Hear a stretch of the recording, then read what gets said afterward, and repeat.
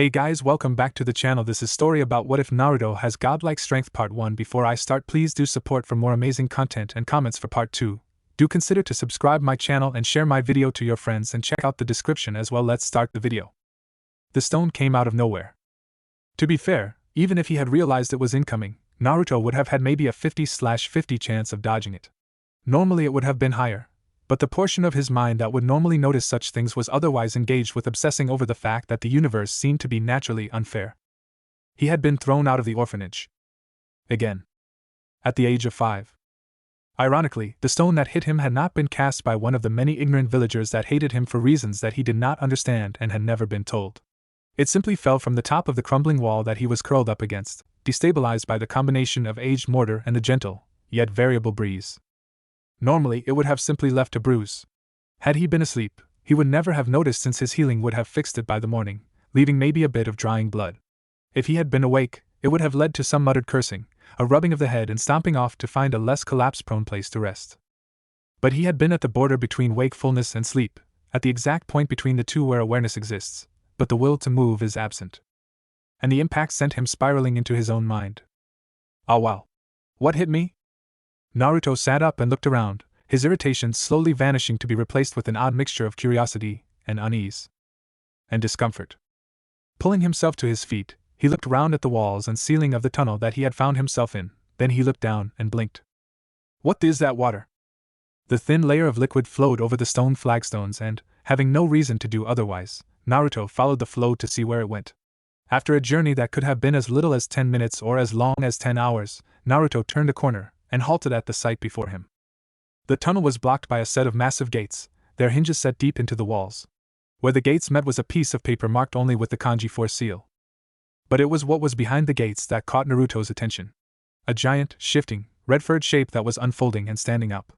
9 tails extended from one end and at the other, a head containing glowing red eyes and sharp teeth almost as long as Naruto was high turned to look at him. Ah, so my new container has come to visit me. Naruto blinked and scratched his head. Container? Where am I? Who are you? The giant beast snorted. It is considered polite to introduce yourself before asking the name of another. Naruto nodded, remembering many of the conversations he had overheard since very few people wanted to speak to him for some reason. Thinking back to how someone had talked to his favorite person, the old man he called Jiji and others called Hokage, Naruto bowed to the odd being. My name is Uzumaki Naruto of Konohagakure. Might I know your name? A burst of laughter echoed through the tunnel. How polite! I think I'm going to like you. I am known to many as the Kitsune no Kyuubi. My true name I shall reveal to you if you prove yourself worthy. As for your other questions, we are inside your mind, shall we say. It is far more complicated than that, but for now, that description will do. And as for what I meant by container, it is simple. When you were born, I was sealed inside you. Naruto frowned in thought as he worked his way through the explanation. I think I get it. But isn't it boring here? For a moment, the Kyuubi stared at him, then a sigh emerged. It is less unpleasant than being in my last container, but I was complete back then. Half my power was taken from me when I was ripped from her, and a red-eyed man made me attack Konoha. At least this time, I have something to look at, although I would give much to see the world once more. Does that paper stop you getting out? Naruto asked and Kyuubi nodded. Naruto stared at it for a moment, then walked over and tried to reach it. What are you doing? Letting you out, Naruto said, stretching to reach the paper just tantalizingly beyond his reach. A second later, the tip of a tail slammed into him, sending him tumbling. Oh. What was that for? I was trying to free you. And in doing so, you would have died, as I probably would as well, came the response. Plus, you never asked if I wanted to get out. Naruto stared at him, his bruises forgotten as he tried to understand. I don't understand. Why don't you want to get out? Because, the giant creature sighed, out there is a man who can turn me into his mindless slave, and I cannot defend myself against him. By remaining here, even though it is boring, I am not a slave. I may not be free, but I am not a slave. That's not fair. Naruto pouted. No one should make you a slave. I'll find him and hurt him so bad, he won't do it again and you can go free. For several moments, the two stared at each other. I do believe you mean that. You will need to grow strong and study, that you may defeat him and free me without dying, but if that is what you want to do, I will help you as best I can. Naruto grinned and picked himself off the wet floor. Walking back to the gate, he smiled at the giant being. Thank you? No, thank you. Now please, let me consider things for a moment. I give you my word that I will not do anything to harm you if you will let me use my abilities to help you. I sense you are malnourished and lacking in physical capabilities and have several seals placed upon you that should not be there. Will you accept my aid? Sure. As Naruto said it, the kyuubi extended his tail through the bars and gently wrapped it around Naruto's waist, lifting him to the seal. First, you must change the seals so that I can aid you. Just tear off a small bit of each corner, no bigger than your fingernail, yes, just like that. Excellent. Now look round. Naruto staggered slightly as the tail placed him back down, and he glanced round as sparkles of red shimmered across the walls. In several places, the sparkles seemed to stick and outline odd shapes. What are those? Those, Kit, are the seals that should not be there, placed by those who hated you for what you carry. Take this dagger and stab those seals. I will tell you what each one was for. Naruto blinked as the kyuubi spat a tooth out. It skittered across the floor and came to rest against his foot. Picking it up, he grinned as it shifted slightly, becoming a pale silver dagger with an amber handle and a small red leather loop on the end. That is the kitsune's fang. Only you can use it, and when you wake up, it will be by your side so you know that this was not a dream. Only you can use it, no one else will be able to touch it. Now try it on that first seal to your right. That one was placed to slow your memory, making it harder to learn. One of the Yamanaka clan placed it there 3 years ago. Naruto plunged the tip of his new dagger into the invisible seal, and a second later it faded into view, already starting to disintegrate as if it were on fire. Excellent. Now the one on the wall behind you is set to kill you should you leave the village without permission. That one was placed by a shinobi wearing a blank mask. The last seal evaporated into a plume of smoke and Naruto grinned. Excellent, Kit. Excellent. Now I can work to help you as I promised. How does extra speed, strength and health sound? I will make you the fastest and strongest shinobi in the village if you wish. That would be wonderful, Kyuubi-sama. Thank you. The kyuubi chuckled at the display of childish gratitude. Very well, Kit. I shall make you 5 times as strong as you would be without my aid, and twice as fast. And since I like you so much, I shall boost your senses and set a link that we may speak to each other when you are awake. Does that sound good? It sounds awesome, Kyuubi-sama.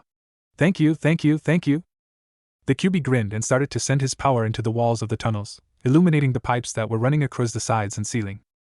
Alright, first, your eyes and ears. A small tweak and you'll be able to see perfectly at night, and hear things far away. Eyes first. Naruto listened to the kyuubi muttering to itself as he looked round, then he frowned at a slight glow in the water. Walking over to it, he looked down and saw another outlined shape indicating a seal. That's interesting, there seems to be some resistance to the strength boost. Ignoring the odd comments, Naruto tensed and thrust the fang into the invisible seal, grinning as it flashed into visibility. What the? The seal almost exploded, knocking Naruto backwards, and he landed with a thud against the rapidly drying floor. For a few moments, his ears rang and his eyes defocused, then he sat up and felt the kyuubi looking at him. There was one more seal, I kind of missed it before. The kyuubi stared at him, then down at the scorch mark that showed where the seal had been. Oh dear, that's not good. Naruto opened his eyes and almost screamed as he found himself staring at a masked figure that was regarding him quizzically. After a few near-panic seconds, recognition dawned and he relaxed. Inu. The figure nodded and handed over a bowl of ramen. Naruto's mouth watered, and with a heartfelt thanks, he grabbed the bowl. It exploded. Both Inu and Naruto froze as the ramen splattered them both, and the crushed remains of the bowl dropped to the ground. Naruto's eyes widened and he jumped to his feet. Or tried to. When he pushed against the ground, he found himself soaring into the air, arcing across the street and landing with a thud on the roof of the building opposite. What the? Kit, you remember when I was trying to boost your strength and you got rid of the seal? Well. The kyuubi sounded embarrassed and Naruto frowned. What happened? Just think your questions. You don't want anyone overhearing, they wouldn't understand. What happened? The seal was resisting the strength boost, and I kind of put too much power into it. When you broke the seal, the power rushed out before I could pull it back, and it kind of made you far stronger than I intended. I managed to alter your skeleton, ligaments, skin and other important things so you won't tear yourself apart using your strength, but sorry. Why are you sorry? Naruto gasped, grinning madly. That was awesome. How did you do that? Naruto looked round to see Inu crouched next to him. Oh, hi Inu. Kit, don't tell him about what we did. Say you don't know what happened. How did you do that, Naruto? And why do you have some blood in your hair? Naruto shrugged. I don't know. I was trying to get to my feet. And the blood, no clue. Help? Inu took the proffered arm and carefully pulled as Naruto remained as still as possible. Once he was vertical, Naruto smiled. Thanks, Inu. Can you take me to see Gigi? I don't know if I dare to move at the moment. The silver-haired masked ninja nodded and picked Naruto up. Tucking him under his arm, he leapt off the roof towards the Hokage's tower. Sarutobi Hiruzen, the third Hokage, had seen many odd things in his life. He had fought against ninja with Kekai Genkai that allowed them to reshape the battlefield, mow down hundreds of enemies in a single move, or even predict the future. He had seen his pupils summon creatures larger than buildings and had witnessed the greatest jutsus of the age, the Rasengan and the Hiraishin. None of that had prepared him for the sight of his favorite orphan effortlessly knocking down a wall and looking embarrassed. Sorry, Gigi. I was just trying to lean against the wall. I wasn't sure I could sit down without destroying the chair. That's quite alright, Naruto.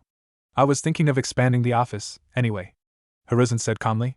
I must say, though, that you've become very strong. Any idea how or why?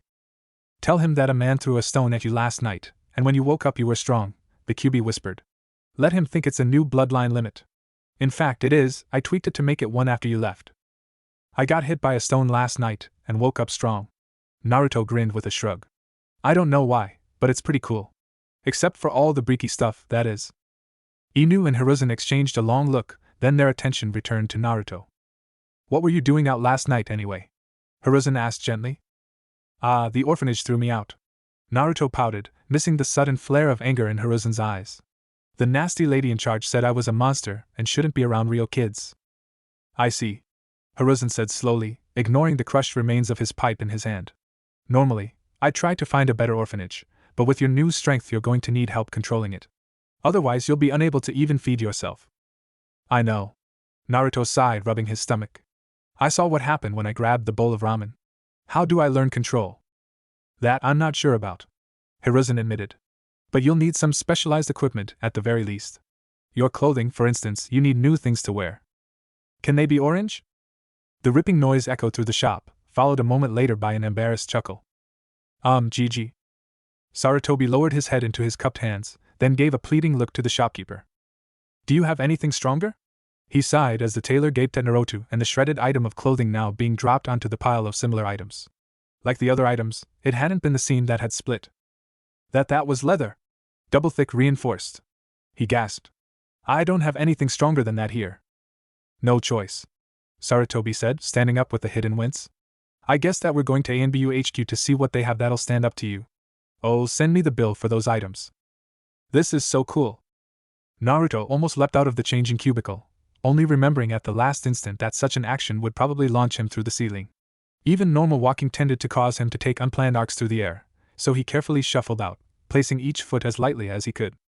That does look good. Sarutobi nodded. Reinforced chainmail with leather backing makes a great choice of clothing fabrics for you, as long as you don't try to pull it on too fast. Naruto blushed slightly at the reminder, then turned to admire himself in the mirror. Due to the cost of the material, he was clad only in loose trousers and a sleeveless tunic made of chainmail. Sandals made from metal with a thick leather lining and a belt comprised of reinforced metal links with an oversized buckle that he could undo without inadvertently crushing it, as he had done with the previous 3 belts.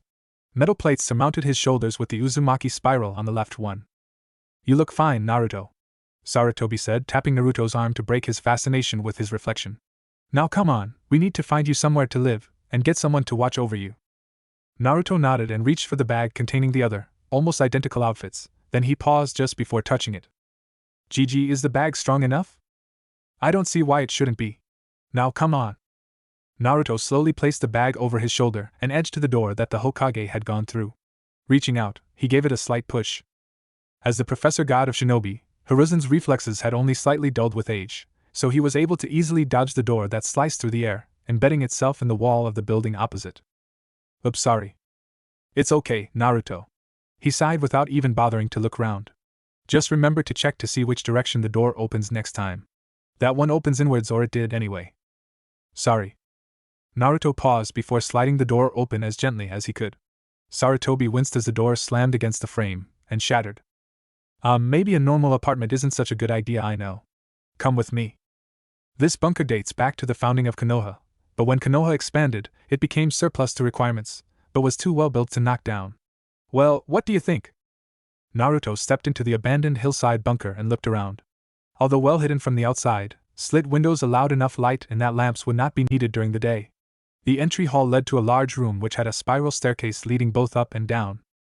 The stairs lead up to a half-dozen observation rooms and a quartet of windowless barracks. You might want to use one of the observation rooms as your bedroom. There's also a hatchway that leads to an open area at the top, originally intended as a training area. Sarutobi said. There is a small washroom through there, but you should be very careful while using it, and there's 2 communal bathrooms upstairs. The kitchen and dining hall's over there. It's designed to be used for 10 squads of ninja, so it'll be more than big enough for you.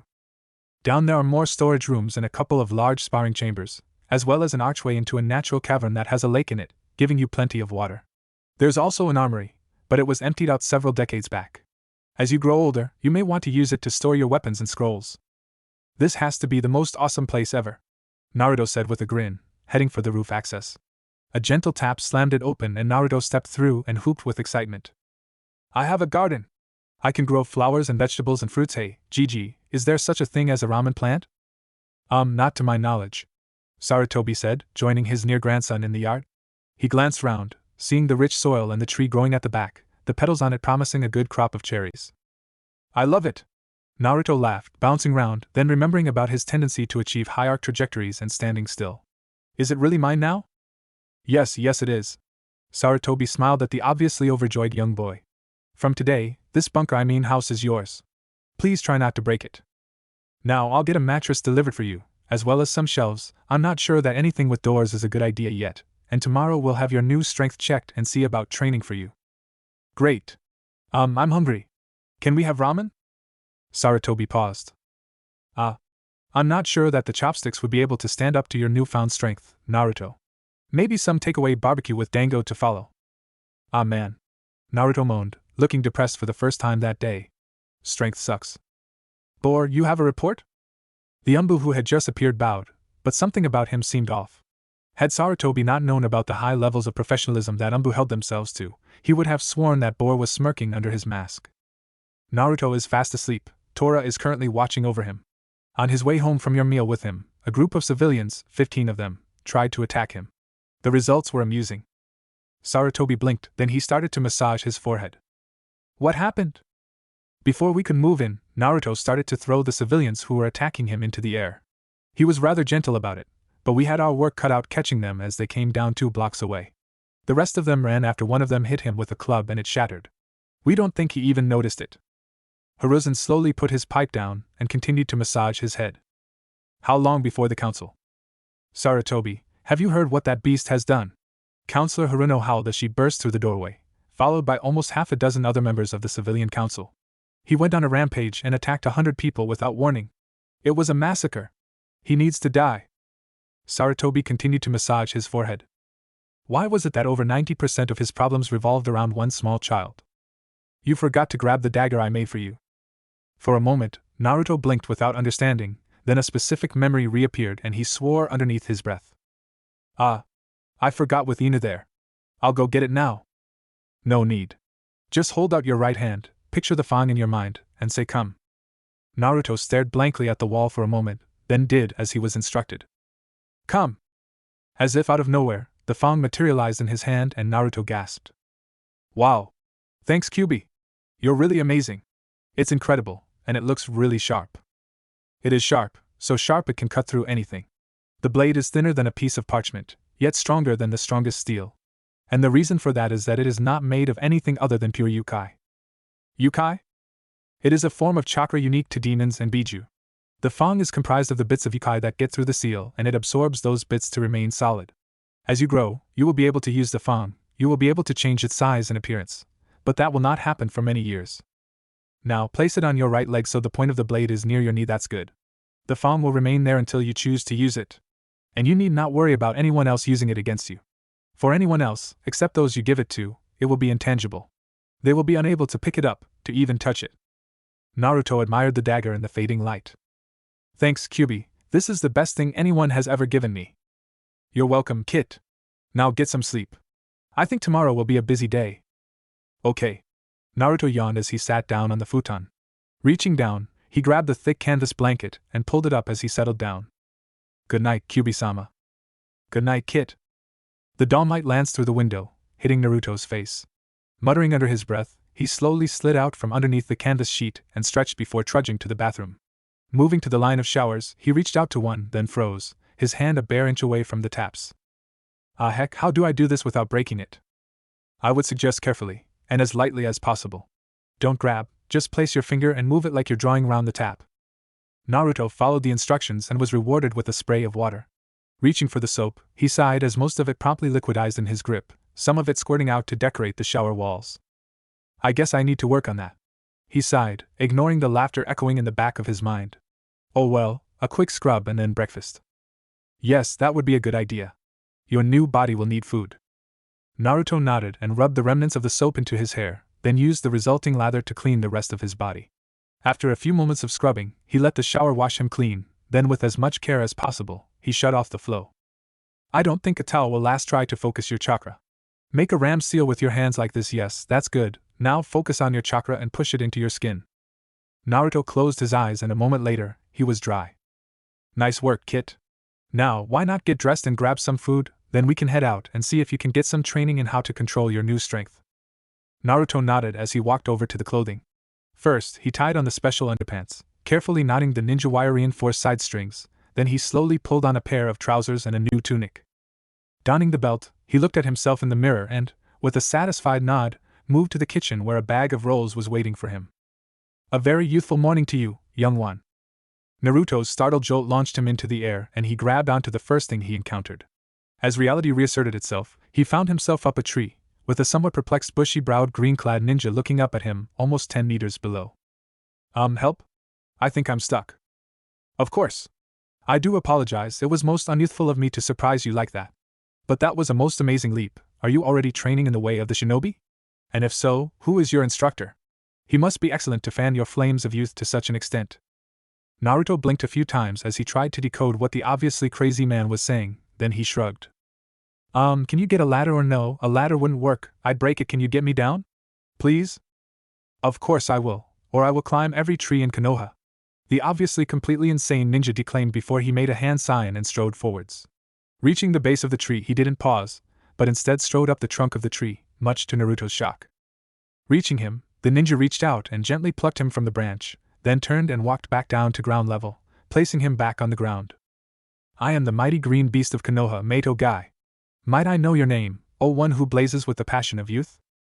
Naruto. Uzumaki Naruto. What are you doing? Guy took a pose and Naruto blinked as the sunlight glinted from his teeth. I was merely performing my normal early morning exercises with a brisk run around Konoha. Can I come too? Yes, Guy?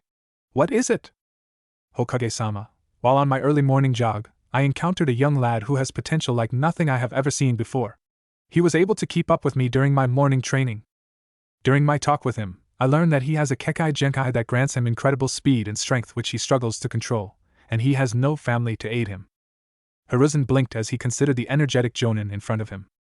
Guy, would this youngster be one Uzumaki Naruto by any chance? Yash. That is indeed the name of the most youthful boy. You know of him, I assume? I do, Hiruzen said. His strength is quite destructive, so he lives in a bunker that should be strong enough to withstand him. What's your interest in him? Guy took a thinking pose and Hiruzen sighed at his dramatics. As you know, I have agreed to sponsor the son of a good friend of mine to the academy in 2 years, even though he lacks the ability to use chakra, but it will be a while before I can truly begin his training. This Naruto needs help if he is to control the conflagration of power inside him. With your permission, I would like to oversee his training before he enters the academy. Once I have helped him learn how to control his power, I think he would make a great sparring partner and friend to Lee. Hiruzen thought about it for a few moments. Have you seen where he lives? Yash. I have visited the family of my apprentice-to-be Rock Lee several times. Guy's declamation was met by a blank stare.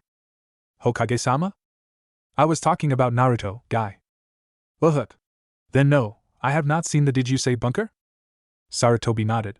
Yes, the old bunker which was used by the 2nd Defense Unit prior to Konoha's expansion. You should know it, if memory serves, you were genin to one of the jonin who worked there. Guy's face lit with recognition. Yash. I do indeed remember that bastion of youthfulness. But to have a young boy live there alone, I have an idea. Hokage-sama, may I become young Naruto's guardian until he has control over his newfound conflagration of youthful energy? Another blank stare was sent his way as Hiruzen tried to work his way through the request. Every instinct I have is going into red alert apart from exercises. What can you offer him? Guy dropped his nice guy pose and turned serious. Hokage-sama, Young Naruto is suffering from borderline malnutrition, which is going to stunt his growth if left unchecked. I know how to cook. I learned since none of the restaurants could provide me with the food I needed for my training. I can also instruct Naruto in several styles of taijutsu that will teach him control and let him use his new strength to its fullest. Alright. I know that there are several spare rooms there, so if Naruto agrees, you can move into the bunker temporarily to keep an eye on him. However, I will be assigning someone else as well, and you'll both be getting ongoing C-rank pay for this, along with a small stipend for supplies. Guy caught the small envelope and glanced inside it before standing to attention. I understand, Hokage-sama, and with your permission, I will go and purchase the foodstuffs that I will need. And if I cannot do that, then I will. Fine, dismissed. Hiruzen barked. As Guy vanished, he placed his head into his cupped hands. Why do I suddenly feel worried? I really need someone to offset Guy's eccentricity. I have it.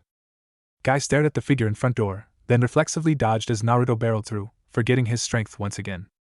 Inu. It's good to see you. Why are you here? The Umbu laughed and pulled off his mask, revealing that he was wearing a second mask across his lower face as well as having his Hitaiite angled across his left eye. The Hokage asked me to help look after you and teach you a few tricks, he said with an eye smile at the excitable youth. Guy may be the best taijutsu master in Konoha, but when it comes to ninjutsu, I'm the best. May I enter? Sure, come in. Naruto bubbled. You already know Guy-sensei then? He's agreed to look after me and he cooks really nice food. It's almost as good as ramen. He does indeed know me, my youthful apprentice, Guy said, recovering from his surprise. Indeed, Hatake Kakashi is my eternal rival. Did you say something? Guy. Curse your hip and cool ways, Kakashi. Naruto giggled, then looked up at Inu. No, Kakashi. Are you staying as well, like Guy-sensei? If you don't mind, then yes, Kakashi said with another eye smile. And while Guy helps you get your strength under control, I can help you with your chakra. I can tell you have a great deal of it, at least as much as a high-level chunin if not a low-level jonin, so you'll need to practice, and I think I may have an idea on that one, but I'll need to check with the Hokage first. Naruto cheered and Guy lightly placed a hand on his shoulder to prevent him from launching himself into the ceiling. Now, my young apprentice, you remember the kata of the gentle river that I showed you earlier? Good. Head to the sparring hall and practice it while my eternal rival and I talk, then I'll teach you some more. With another cheer, Naruto dived for the descending staircase. Both Guy and Kakashi winced as he bounced off the side of the stairwell and rolled out of sight. A laugh sounded after the final thud, along with an oops, causing both men to relax. Thank Kami you're here, Kakashi, Guy said quietly. I'm working on getting his strength under control and his reflexes balanced, but he needs more help than I can give him by myself. He doesn't even know how to read or write. I have no idea what that orphanage was doing, but it was most unyouthful of them. Kakashi nodded, his gaze on the stairwell as he pulled a storage scroll from his pocket. I see. Once you're done with him for the day, I'll try to run him through some basic chakra control exercises. Leaf balancing won't work, so I'll have to start with tree climbing. In the meantime, I have my stuff sealed here, so which room should I take? Up the stairs. Naruto has the middle left window room, I have the leftmost. I'd suggest you take the one furthest on the right. Oh, and Kakashi, please make sure that those unyouthful orange books you read are out of his reach. He is much too young to be exposed to those things. Don't worry, Kakashi said as he ambled up the stairs. I may be a pervert, but I don't corrupt kids. That would just be wrong. I did get a book that he might like though. And don't worry, Guy. There's no smut in it at all. Guy stared at him and Kakashi's visible eye widened as he thought through what he had just said. Romance? No romance in it at all. Besides, it's not smut, it's art. Guy shook his head and moved to follow his student. Guy stirred the pot as he glanced over to where Kakashi and Naruto were sat, with Naruto slowly working his way through the green-covered book that Kakashi had produced. Snatches of the story drifted across and he grinned as he heard the character's name. It was Naruto. I must admit, he mused quietly, I had my doubts, but the tale of the utterly gutsy shinobi was probably the best choice for teaching him to read. Despite the fact that it's by the same author as that most unyouthful Aika Aika series. I may just get a copy for myself and one for Lee. From the dining table, Kakashi looked up at him and gave a discreet thumbs up before gently correcting Naruto as he sounded out the next word. Guy smiled and added some seasoning to the simmering liquid, then took a slight taste. All right, he called out as he dished out the soup into 2 ceramic bowls and 1 tempered steel one. Put the book away, my cute youthful apprentice and my eternal rival, it's time to eat. Naruto nodded and carefully placed a bookmark before allowing Kakashi to close the book and move it to a nearby shelf. Guy took advantage of the newly vacated table to slide the bowls into position, then he grabbed the spoons, noting again with wry amusement that the one Naruto used was of incredible strength compared to the other 2, and still had dent marks from his accidental squeezes as he ate. Itadakimasu, they said almost in unison before picking up their spoons. Guy started to eat, then glanced across at Kakashi, who had somehow managed to already inhale a third of his bowl without seeming to remove his mask. On the other side of the round table, Naruto was eating slowly but steadily, managing not to deform the handle of the spoon any more than it already was. "This is wonderful, Guy-sensei," Naruto said between sips. "When I get my control good enough to not chop through the worktop again, will you teach me how to cook like this?" "I would be glad to," Guy said, giving him a thumbs up and a glinting grin. "And your control has improved to the point that I think you can help me to train one who will be my other youthful apprentice. He is a year older than you and has an unfortunate inability to use chakra, but his flames of youth are a match for yours. I believe that you will help inspire him to new displays of youthfulness. He is already training hard with weights and has a chance to reach through hard work the level you have achieved due to your Kekkei Genkai. In fact, I would not be surprised if you go to the academy together." Naruto grinned and Kakashi spoke up. "You'll need to work more on your chakra control, but I've finally got permission from the Hokage to teach you something that could help.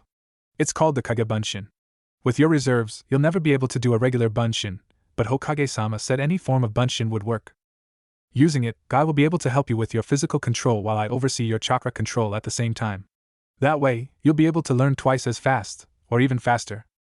"Cool," Naruto enthused, then he froze as a familiar clink sounded. Looking down, he sighed at the sight of the broken handle in his hand and the end of the spoon lying by the side of his bowl. "Oops. Never mind, Naruto," Kakashi said, ruffling his hair reassuringly. "That one lasted a full 2 weeks, a new record. Wait a moment." Naruto looked sadly at the broken spoon as Kakashi rose and retrieved a new one from the reinforced cutlery drawer.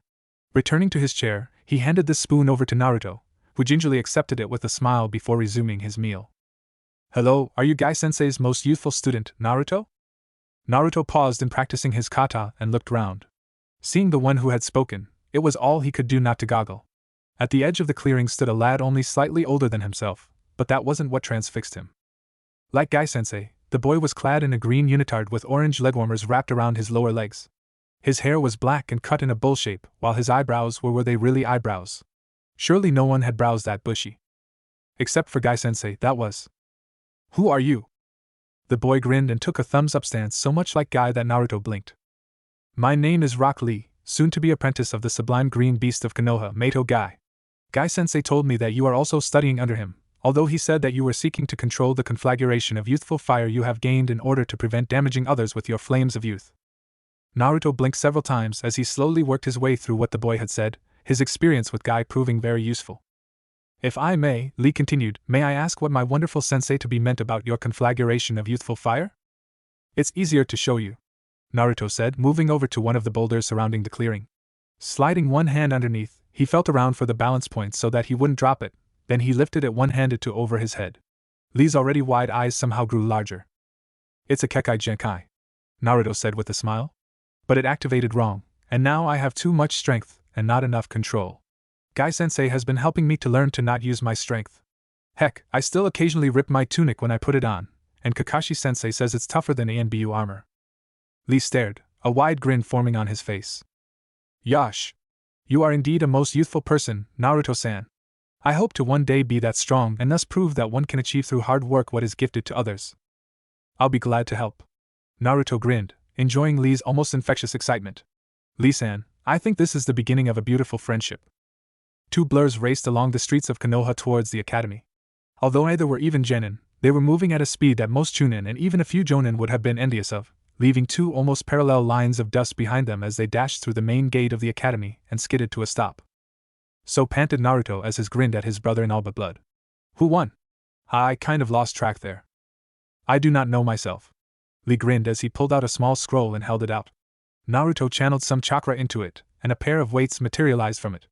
Placing them on his legs, Lee adjusted his leg warmers to hide them, then took a few experimental paces. "I know that if I had been wearing my weights, you would have beaten me." "You're getting better way faster than me, though." Naruto laughed. "If we'd done this last month, I would probably have won." "I cannot disagree with that statement, Naruto and Aikun." Lee grinned, doing a few stretches to cool down. "I have been improving very fast since we first met. I am glad that my hard work in fanning my flames of youth to match your conflagration of youthfulness is starting to pay off." Naruto grunted as he stretched, then he turned back to face Lee. "You may be unable to do the rest, but in a straight taijutsu spar, I think you'd flatten any chunin. And once we get through the academy, you'll be unstoppable, and I-san. We will be unstoppable. Lee corrected with a wide grin as they started to stroll towards the main entrance where several children and their parents had already assembled waiting for the academy to open. I will prove that a lack of chakra does not prevent one from being a great ninja. And I'll cheer you on and spar with you to fan your flames of youth. Naruto finished, lightly throwing one arm across the taller boy's shoulders and giving him a gentle one-armed hug. Well, gentle for him. Lee laughed as Naruto released him. Your control is improving, Naruto and I-chan. That was only 5 times as strong as someone your size could do. I thank Kami every day that you and Gai-sensei are tough. Naruto admitted with a wry grin. I'm still scared to actually touch anyone else, but you two have the best chance of surviving if my control slips. Speaking of control, I saw you sending out Kage Bunshins again this morning. Lee noted. How many, and what for? My chakra control's still shaky. Shaky heck. It's still terrible. I sent out 300, 100 each on tree climbing and water walking, and the rest are practicing hand signs and the 3 jutsus. Lee sighed. My best friend and eternal rival, there are times that I feel my youthful flames are dim beside yours. I sometimes wonder how things would be had I been gifted with the ability to use chakra even a quarter as powerful as yours. But I am not depressed, I see it as a challenge. Naruto sat down gingerly on the chair that had been specially reinforced for him at the Hokage's request, and placed his steel-encased notebook on the steel and oak desk. Around him, the rest of the students were filtering in and seeking out spaces to sit.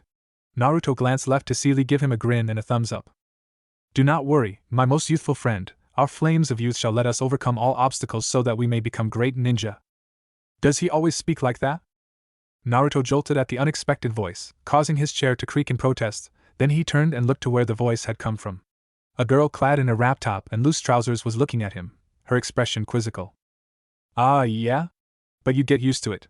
He's Rock Lee, I'm Uzumaki Naruto. Higurashi Tenten. The girl said, staring at him intently. Why is your chair reinforced like that? Naruto and Aikun's flames of youth are a veritable conflagration, granting him incredible strength. Rock Lee declaimed, and Naruto had to restrain himself from rolling his eyes. His youthfulness also grants him great speed and superior senses, but I have some control issues with them.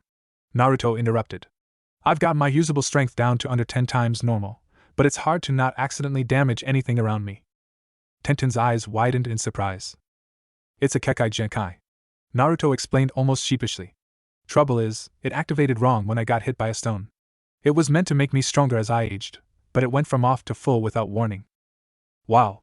Tenten whispered. I wonder how you do with kunai and shuriken, if you're that strong. Alright brats, listen up. Came a strong voice from the front of the classroom. My name is Akamichi Akima and I'm your teacher. Now, time for register. Raise your hand when I call your name. Oops. Everyone was staring at the training dummy which had a hole punched straight through it. Behind the dummy, a tree had an almost identical hole, as did the tree on the other side of the path, the stone wall behind the tree, the wall of the house behind that wall, and, judging from the cursing going on, several items of furniture inside the house in question. You did say to throw it hard, sensei. Akima tore his gaze away from the path of destruction and sighed deeply. Okay, until further notice, you are to throw shuriken and kunai as lightly as you can without sacrificing accuracy. I heard you were strong, but come over here. Now, punch the training log. Naruto nodded, took a deep breath and settled into one of the stances that Guy had taught him. Ducking slightly, he unleashed a powerful uppercut. The airborne log dwindled as it arced towards the horizon, a trail of splinters marking its path, the rapidly fading thwip-thwip of its passage the only noise in the practice field. Okay Naruto, you are excused from sparring. I'll spar with him, sensei. Rock Lee exclaimed excitedly. Naruto and Aikun has been my sparring partner for over a year, and it helps us fan our flames of youth to unmatched levels. Akima stared at Lee, obviously unable to form a coherent thought. Excuse me, did I hear you say you sparred with him? Naruto turned to look at the speaker, who turned out to be a boy with long black hair and pale eyes that lacked pupils. You're Hyuga-Niji, right? The correctly identified boy nodded, his gaze fixated on Lee, who spoke in his usual excited tone. Regarding sparring with Naruto-kun, I do indeed, and it helps my speed and strength to reach heights unsurpassed by any but my beautiful sensei, Mato Guy, and my most youthful friend Naruto. You spar with the boy who just punched a training log out of Konoha? I hold back. Naruto protested. The silence of the onlookers told him that his protest hadn't helped his situation in the slightest. Well, if you're certain, Lee, you two get the first spar. Try not to kill each other. Lee grinned widely and Naruto replied with his normal foxy grin as they entered the ring. Naruto settled into his gentle river stance while Lee straightened into a classic Goken stance. Hajime. Both figures seemed to blur as the sound of rock-hard flesh hitting rock-hard flesh echoed through the academy grounds. Clouds of dust obscured the blurred figures from the onlookers' gaze as they exchanged blurring combinations of punches and kicks. Then one of the figures was launched out of the circle and straight through a tree. All the watchers gasped. My youthful friend, are you all right? I did not hurt you, did I? I'm fine, Lee. Naruto laughed as he pulled himself upright, absently breaking the branches that had landed on top of him as he did so. That was quite a move you pulled at the end. I wasn't expecting that one. Actually, I don't think I've ever seen it before. What was it? A most youthful variation of the rising leaf fist taught to me by our wonderful sensei. Lee grinned. I was unsure that it would work against you, but when you did that mid-air attack, I realized that you would be unable to resist it. Naruto laughed and bowed to Lee, who returned it. It worked. It would have been a KO against anyone apart from me. Get the strength up, and it'll probably take me out as well. I shall practice it most diligently. Lee laughed with pleasure. And I shall use it to enhance our flames of youth to levels unmatched by anyone else. The shocked students watched the two walk off, then one of them spoke in a trembling voice. Are they even human? Tenten sat down and pulled out her bento box, then glanced over at the two boys that the class had almost unanimously designated as the dangerous duo. When they weren't being called the twin dragons of destruction or the growing in popularity Okami, it's them, run away, run away. Her eyebrows rose at the sight. Naruto was carefully eating ramen, using metal chopsticks. Despite the obvious care he was taking, the chopsticks had slight dents from where he had obviously squeezed too hard, while the metal bowl containing the ramen was almost an inch thick, and was likewise boasting a number of small pressure-induced dents. And she recognized them. Her father had made several sets like that a year or two back, and he occasionally had to make replacements. Lee's choice of utensils was also surprising. Like Naruto, he was using chopsticks, but his chopsticks were made of lacquered paper and a small box by the side of his meal held several more of the thin paper tubes. The box in which his sushi was placed was obviously made out of very thin paper with a thin layer of lacquer preventing it from collapsing. She had to ask. Pardon the intrusion, but why are the two of you using such odd chopsticks? Metal ones are the only sort that don't break for me at the moment, Naruto said. And Lee is working on enhancing his control by using chopsticks that are as fragile for him as these ones are for me. Tenten's eyes widened. She had helped to make some of those metal chopsticks, high-grade rolled steel with a strength rating better suited to a club or sword. And they were as fragile as paper tubes to Naruto? Just how strong was he? That is indeed the case. My youthful friend has great difficulties with fragile items, or even items that people like you would not consider fragile, so he needs those metal chopsticks to aid him in practicing his control while he eats. And since it is such a youthful training method with many advantages, I use these paper chopsticks to train myself in the art of oh bother. Lee sighed as he put down the broken chopstick that he had, in his excitement, accidentally tapped against the table, causing it to bend out of shape, and took a new chopstick out of the box. Don't worry, Lee. Naruto laughed. I blame the table for that one. Yes. Lee shouted. I shall buy the most delicate table I can and use it to help me train my control. It might be cheaper for you to make a table, rather than buy one. Naruto warned quickly, then he facepalmed. I can't believe I just let myself get sucked in like that. Fragile tables. I'm not sure that that's a good idea, Lee. Tenten tried to hide her giggles, then her gaze slid to the knife which was seemingly glued to Naruto's leg. Naruto-san, where did you get that knife from? It's amazing. Naruto paused, then pulled at the knife. To Tenten's astonishment, it was not held in place by a hidden strap or anything like that. How did it do that? It's a mystical knife that was a gift to me by someone who believed in my potential, Naruto said as Lee picked up a leaf and gently lowered it onto the blade. The blade cut through the leaf without any resistance at all, and Naruto placed the knife on the table and motioned for her to examine it. Tenten eagerly reached out, and her hand passed straight through the handle as if it wasn't there. What the? Naruto and Lee both smiled at the shock on her face. Only I can use that knife. And I can call it back to me at will, Naruto said, holding his hand up and curling his fingers, whispering the word come as he did so. An instant later, the knife had appeared in his hand. It is only solid in my grasp, thus the blade remains sharp if I throw it at something. No one except me can use it, and I have been told that as I grow older and gain more control over my chakra, I'll be able to make it change shape. Tenten's eyes widened and she stared almost reverently at the blade as Naruto returned it to his thigh, where once again it affixed itself without any noticeable support. That is, I've heard of the Raijin, a sword made out of lightning, but that knife, what is it? My youthful friend's most incredible knife is called the kitsune's fang. Lee said before popping another bit of sushi into his mouth. Swallowing, he continued. It is a most incredible blade, able to slice through anything and will surely be part of Naruto's most youthful legend when he becomes a fully fledged ninja. Yeah? What Lee said? Kitsune's fang, wonderful knife. Sharp. Tenten giggled again. Hello, my cute and youthful students. Does the academy continue to fan the flames of your youthfulness? Yash, Guy-sensei. I am learning new things every day and I shall prove that being a genius of hard work allows even one who cannot use chakra to become a truly great shinobi. Naruto smiled at Lee's enthusiasm. It went great, Guy-sensei. Today, most of the class started to learn the leaf exercise. After I caused it to explode for the 4th time, they agreed to let me practice by doing the tree walking and water walking. Naruto and Aikun and myself had a most youthful spar today, Lee added. We fought each other to a standstill, showing that our flames of youth were undiminished. Excellent. I have prepared another meal to provide fuel for your flames of youth, Guy said expansively as he waved them in. From where he was sitting at the steel brace table, Kakashi gave a lazy wave, sliding an orange book into his pocket as he did so. You need to eat well so your flames of youth remain undimmed. Is that not so, my eternal rival? You say something, Guy? Arf. Once again with that hip and too cool attitude, Kakashi. Naruto managed to stifle his snickers as he sat down and looked at the food before him. Guy-sensei, for all his eccentricities, was undoubtedly the best chef he had ever met. Good afternoon. Ah, Hokage-sama. Please come in, be seated. We were just about to eat. Guy declaimed and Naruto looked across. Hi, Gigi. Hello, Naruto, Lee, Kakashi. Hiruzen smiled, removing his hat and sitting down as Guy started to serve the meal. I hope you don't mind me joining you, but I wanted to check on how you were doing.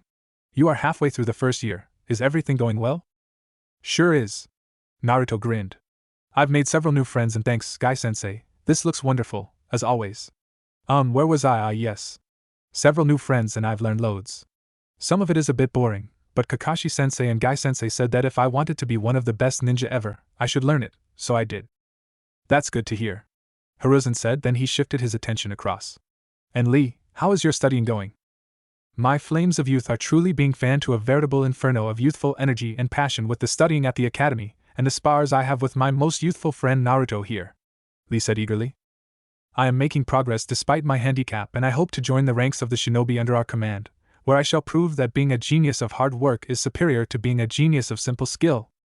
Naruto hid a smirk at Hiruzen's blank and slightly dazed expression. I see. That is good to hear. Oh, thanks, Guy. This smells wonderful. Welcome back, my two favorite cute students. I have made a marvelous repast to celebrate your flames of youth seem diminished. What happened? Kakashi seemed to appear behind Guy and stared at the duo. Lee was wearing his hitai like a belt, the same way that Guy did, and once again Kakashi had to restrain himself from sighing. Despite his best efforts to persuade him otherwise, Lee had insisted on molding himself in the image and style of the jonin who had seen the potential in him, and found him a sparring partner to help him maximize his potential. Naruto, though. Naruto-kun, where is your hitai? Kakashi asked, his voice filled with concern. Naruto sighed. I don't have one. Kakashi froze in shock while Guy raised his eyebrows. How is that possible, Naruto-kun? I know that Kakashi drilled you in Henge, Kawarimi and Kage Bunshin until you could do all three without seals, and both he and I have taught you all the other things you needed to know, so how could you have not passed? The examiners made a most unyouthful decision and disallowed the Kage Bunshin, Lee said, watching worriedly as Naruto trudged through the doorway. They said that the test called for a pure Bunshin, and that if Naruto could not perform such a jutsu, he could not pass. And with Naruto's chakra reserves, he is unable to use a pure Bunshin and probably never will. Kakashi growled, clenching his fists. Damn it! I was sure that he'd pass with flying colors. I should have followed your example and made him my apprentice, Guy. If I go the Hokage now, maybe I can. Guy turned and placed his hand firmly on Kakashi's shoulder. Kakashi, whilst Lee is now my student, along with 2 others, Naruto is more than welcome to join my team for training. In addition, I shall ensure whenever I am not leading my team, I will be there to help Naruto continue to refine his control. When the next exam comes around, I'll take Naruto as my apprentice then so that they can't sabotage his passing. Kakashi nodded, then he blinked. It just occurred to me. This way, he has a chance to meet students his own age, rather than those a year or 2 older than him. Guy nodded, then frowned. I heard that the last Uchiha is in that year. As the only other Sharingan wielder in Konoha, he will be assigned to my team. Kakashi finished with a sigh. I hear he's an arrogant snob, But with Naruto, I know that at least I'll have one pupil I can get along with. Even if you have corrupted him somewhat with your youthfulness. He has combined my youthfulness with your hip and too cool attitude, creating something unique. Guy smiled, looking across to where Lee was talking quietly to Naruto. I shall train him for the next few weeks until the academy restarts. Maybe trying to wear him out will keep him from brooding, although with his stamina, that will be tricky. Kakashi nodded slowly. I have nothing useful at this time. Tell me if you need help with anything. Good morning, class, and welcome to your final year. We have a new student joining us, Uzumaki Naruto. Naruto nodded at the students facing him, his eyes darting across as he tried to identify them. That one's an Akamichi, hard to mistake that body shape. Shades and big coat, no expression, has to be an Abiram. The sleepy one is obviously a Nara, the blonde girl Yamanaka. Wonder if I'm a Yamanaka, they're the only other blondes in the village other than me. Emo boy has to be Uchiha Sasuke. Well, his hair looks just like a duck's, but how does he get it like that? Boy with dog obviously an Inuzuka. Dark-haired girl with pale eyes Hyuga? Doesn't seem stuck up like Niji, wonder if she's his sister or something. Pink hair what? Pink? Okay, I got nothing. I have no clue what clan she comes from. I wonder what her special skill is. Naruto. Naruto jolted. Yes, Iruka-sensei? What did you say? Iruka sighed. I can believe Kakashi helped to raise you. I said, can you please introduce yourself to the class? Oh. Sorry. My name is Uzumaki Naruto. I've studied under Hatake Kakashi-sensei, who know hundreds of jutsus, and Mado Gai-sensei, who is the best taijutsu master in the village. I often spar with Gai's student Rock Lee, who is the only person my age strong enough for me to be able to fight with without having to hold back too much. My likes are making friends, cooking, learning stuff, and ramen. I dislike those who judge others without getting to know them first, and those who try to bully others. And my special skill is a Kekai Genkai, which means I'm awesomely strong. How strong are you? Naruto managed to hide his surprise. The question had come from the Nara boy, who was sitting up and staring at him. I don't really know. I once punched a log almost out of Konoha and threw a kunai through a target dummy in several trees. And 2 walls, a sofa, a table, a door, and into another wall. Iruka sighed. That throw is legendary, and the reason why Naruto is excused target practice at the academy. As for sparring, none of you can hope to defeat him in a straight taijutsu fight. Naruto nodded. Only Gai-sensei and Leon-ai-san can beat me. Sasuke scoffed. Like we'd fall for that. You must be a real dope to think you could get away with claiming that. Iruka stared at the Uchiha for a moment, then glanced at the other adult in the room, who looked back at him. Alright Sasuke, I give you permission to spar with Naruto after lunch. Naruto, please be gentle with him. In the meantime, there's a spare seat by Hinata. Hinata, please raise your hand. The Hyuga girl raised her right hand and Naruto walked over and sat down, mentally thanking Kami that he had finally managed to get his control to a level where he could pass for a slightly stronger than normal boy as long as he paid attention to what he was doing. Go Sasuke-kun! Naruto winced slightly as the shrieks of the fangirls assaulted his ears and Sasuke took position opposite him, a superior smirk on his face. You faced the last Uchiha, Uzumaki. Surrender now and you won't get hurt. Naruto hid a grin. This was just too perfect. Did you say something? Sasuke's expression instantly darkened as Naruto imitated Kakashi. Growling slightly, he dropped into a stance that Naruto recognized.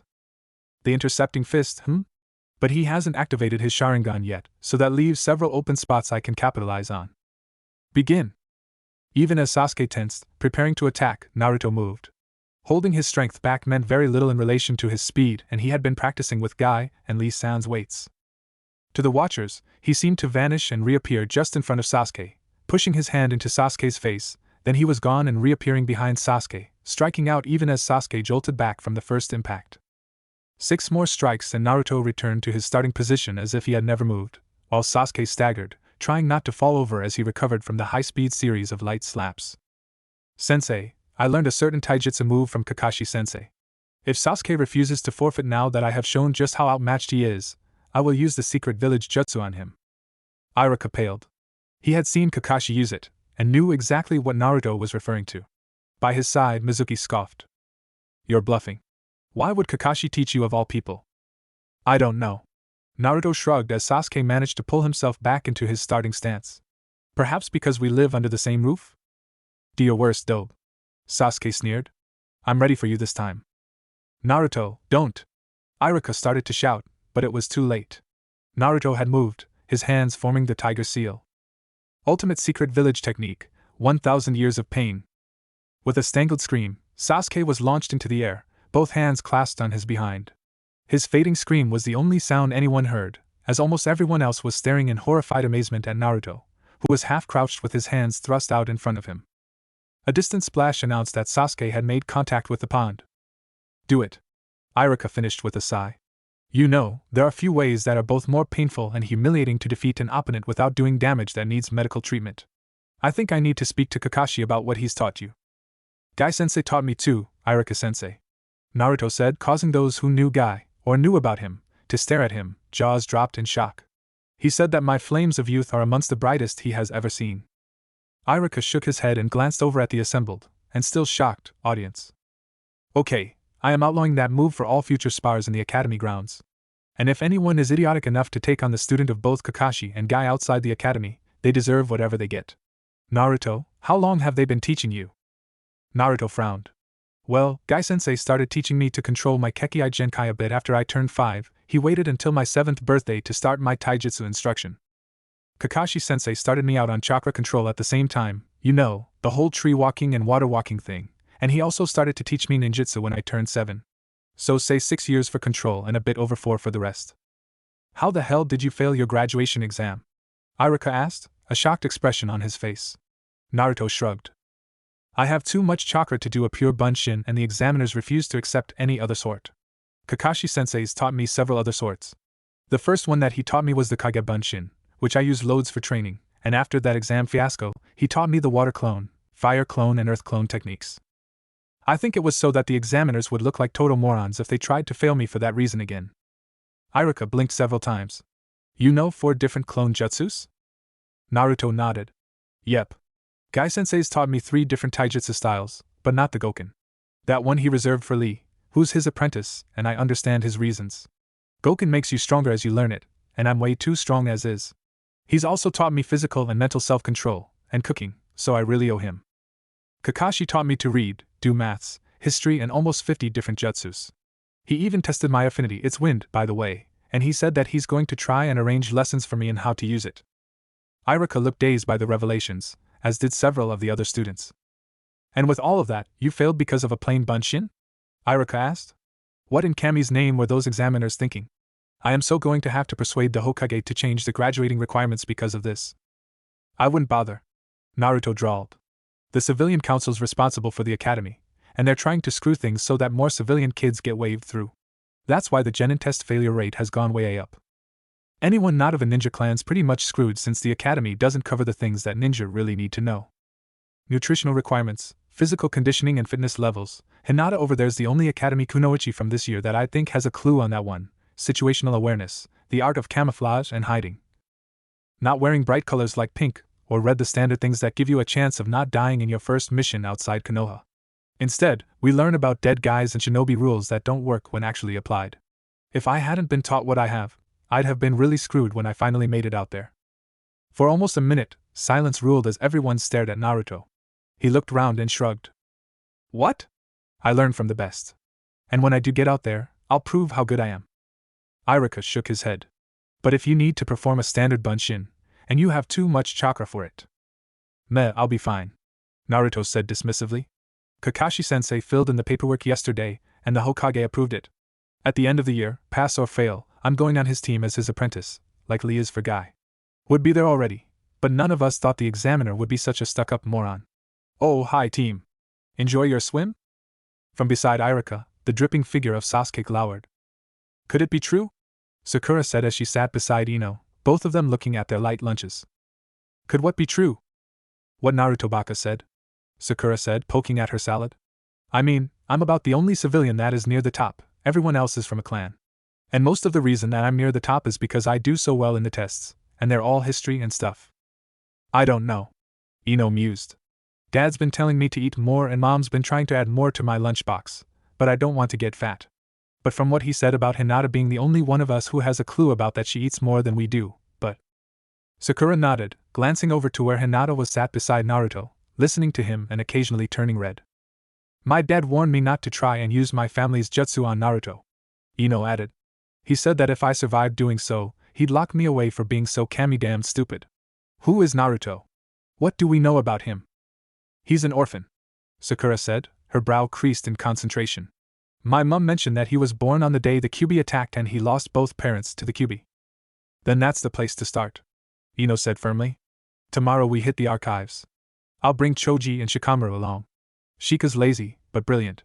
You know paperwork, Choji can help us move stuff around. Yep, we'll hit the archives tomorrow, and see how much we can find out about him. Sakura. Over here. Sakura walked up and smiled at her friend and rival. Ino. Shikamaru. Choji. Sorry I'm late. We've only just arrived ourselves, Ino said, glaring at Shikamaru. Lazy ass here wanted to spend all day either in bed or cloud watching. Troublesome blonde. Shikamaru groused. Ino elbowed him. Okay. Let's go. As they entered the records hall, Sakura pulled out a sheet of paper and unfolded it. I wrote down everything I knew or could remember about Naruto, as well as my deductions. Shikamaru took the sheet and scanned it quickly. Uzumaki Naruto, born September 10th, day of kyuubi attack. Both parents killed in said attack, blonde hair and blue eyes, whiskered birthmarks. Kekkai Genkai grants enhanced strength and toughness, able to throw kunai through multiple walls, able to defeat any academy student in combat, able to beat Sasuke-kun. Taught by Madogai and Hatake Kakashi, knows 4 clone types.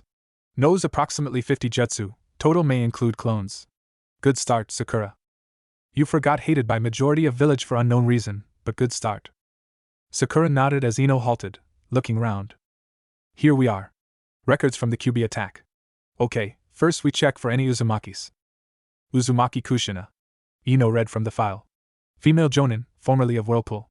Well, since she's the only Uzumaki we've been able to find, I guess that she's probably Naruto's mom. Shika? There is a family resemblance in the facial structure, Shikamaru said after examining the picture in the file and the photo of Naruto that they had brought with them. Overall, I would say, very likely. Ino nodded.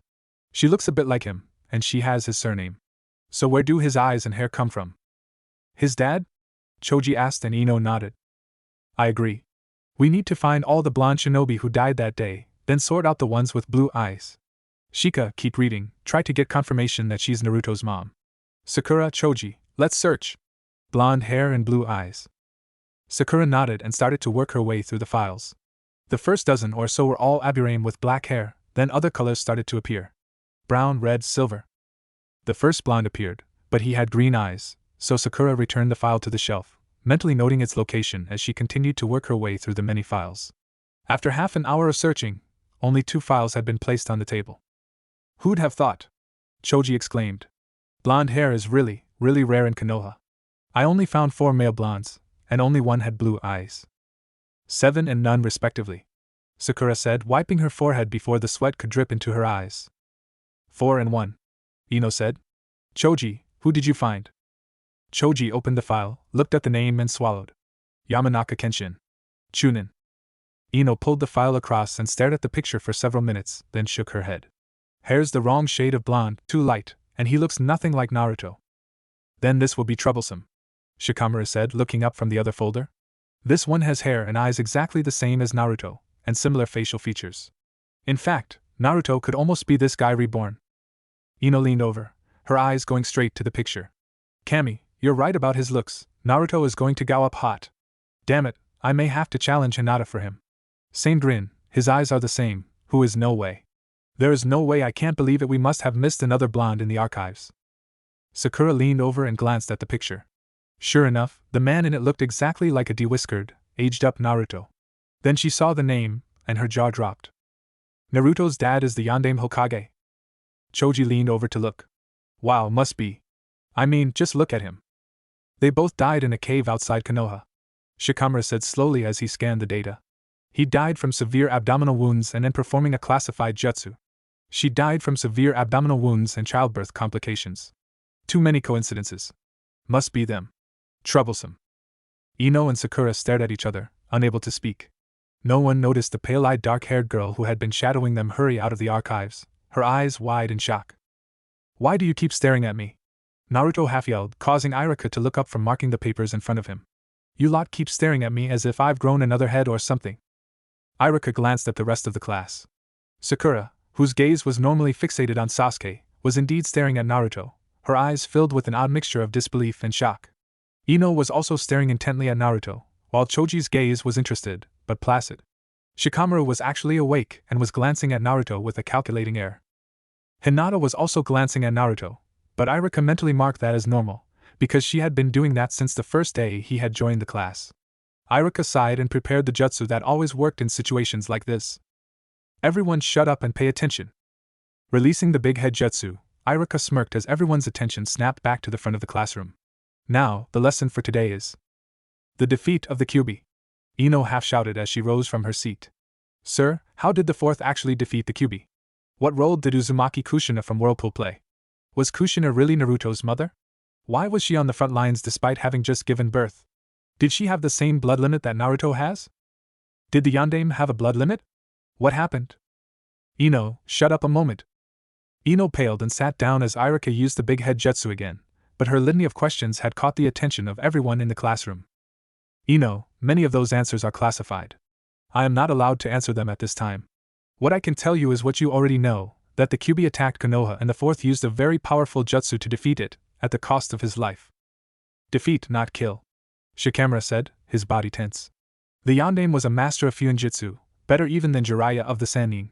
He probably used a seal to defeat the kyuubi, but what happened to it? All that chakra must have gone somewhere. What sort of seal could hold something like the kyuubi? Sakura asked, following Shikamaru's logic. What container would be strong enough? Irika and Mizuki were both sweating. The reaction of our teachers indicates that your speculations are more accurate than they are currently comfortable with, Shino said from the back of the classroom. I admit to curiosity about the fate of the kyuubi. My clan experimented with seals to complement our fighting style, but all those who tried were unable to master fuinjutsu to the required degree. We did, however, learn quite a bit about sealing in the process. The kyuubi was an incredibly strong entity. Whatever it was sealed into would have needed to be a living being with a chakra system to imprison the kyuubi, otherwise the yukai of the kyuubi would have caused extreme strain on the container, causing it to break and releasing the kyuubi to continue its actions from where it was interrupted. Sakura turned white and stared at Naruto, as did Ino. What? This is beyond troublesome. Shikamaru groused. If you take a kunai and seal it into a scroll, does that turn the scroll into the kunai? Shino has kikai inside him. Does that mean he is a kikai? Anyone who thinks so is being stupid, and that is just so troublesome. This is bad, Kit. Kyuubi's voice sounded inside Naruto's mind. Looks like both your secrets are out. Both? Naruto thought, still looking at Sakura and Ino. What do you mean both? A sigh sounded in the back of his mind. The way those two are staring at you, and what that kid just said, they know that I'm sealed inside you. And the questions about blood limits earlier, they either know or suspect your parentage. Wait a minute! Naruto gasped, not realizing he was speaking aloud. Are you saying my mom was Kushina and my dad? Troublesome, but it seems that way, Shikamaru said, lowering his head onto his folded arms. Take away the whiskers and you could be the yandame reborn. I don't know why no one ever saw it. Heck, I don't know why I never saw it. It's such a drag. The entire class was staring at Naruto. Sakura, Ino, Shikamaru, stay behind.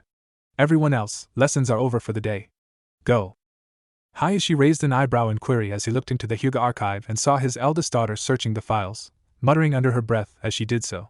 Moving silently to just behind her, he listened to her mutters. Marriage contract, I know I saw it here somewhere when I was helping Kosen sorting out the filing system. Marriage contract, aha. Let's see, as requested by Uzumaki Kushina, wife of wife? Ino and Shikamaru were right and witnessed by Hayashi Hyuga and Namikaze Minato. It is agreed unmarked by the caged bird seal into the Namikaze clan. Oh, Kami. I was right. Ino, Sakura and Shikamaru were right. About what? Hinata leapt into the air with a high-pitched "eep," before spinning round, eyes wide. TT2-san, what are you? I could ask the same question, daughter, Hayashi said with a frown. Should you not still be at the academy? They all let us out early, T2-san, Hinata said, looking down. But we all learned something in CL class that I had to check. And what did you learn? Hayashi asked coldly. Hinata took a deep breath and steeled herself. That Uzumaki Naruto is the son of Uzumaki Kushina and Namikaze Minato, the yandame Hokage, she said softly, but clearly. Hayashi froze. That can't be right. The council confirmed that Minato's entire family died during the kyuubi attack and that the one who was tasked with a certain burden was given her name to honor her sacrifice. Then why did the yandame choose Naruto to be the vessel of the kyuubi? Hinata asked, deepening Hayashi's shock even more. Who could he trust to hold that burden, other than his own son? Hayashi's eyes widened further. It had been the council who had announced the deaths of the entire Namikaze clan, but they had done so before Hiruzen had returned to the position of Hokage. And as for Naruto, Danzo had kept insisting that the boy be given to him, but what if it was for more than being turned into Konoha's weapon? If he was Minato's son, he stood to inherit a fortune, as well as the jutsu stored in the sealed Namake's mansion. The thought of what Danzo could do with the Rasen and the Rasengan, not to mention the scrolls on Fuinjutsu that Minato was reputed to have written, was terrifying. Lost in his thoughts, Hayashi failed to see Hinata sneak away, the contract secure in her hands. Sarutobi looked at the trio of students in front of him, then rubbed his forehead. Let me get this straight. Because of your curiosity and inability to keep quiet, one of the S-rank secrets of the village has been released and is undoubtedly being spread, while you came so close to releasing a second one that coincidentally has the potential to totally ruin the life of the person it is about. That even I cannot fathom how no one else picked up on it. Have I missed anything? This is such a drag. Shikamaru sighed. I'm assuming the first secret was Naruto's parents. I must point out that keeping it a secret even from Naruto is just wrong. He deserved to know. The only real reason I can come up with for not telling him is that by not telling him, he would not look for an inheritance, and thus it could be taken away from him without causing a big investigation. It was to protect Naruto. Hiruzen snapped. His father made many enemies who would stop at nothing to see the Namake's line driven to extinction. Naruto has insane levels of speed and strength, lives with and studies under the two strongest Jonin in Konoha and is more advanced than a Chunin, Shikamaru stated. If he cannot defend himself, then over half of the ninja of Konoha need to reconsider their employment. How much does he stand to inherit? Hiruzen pulled out a folder and flipped it open. Shikamaru looked at the first page and his eyebrows almost hit his hairline. Wow! He could destroy the economy of the village by deciding to move it to the capital. How much is it? Sakura asked. The Haruno clan are responsible for almost 4% of Konoha's financial reserves. Shika showed her the number, and Sakura's eyes widened in shock. How? The Uzumaki fortune.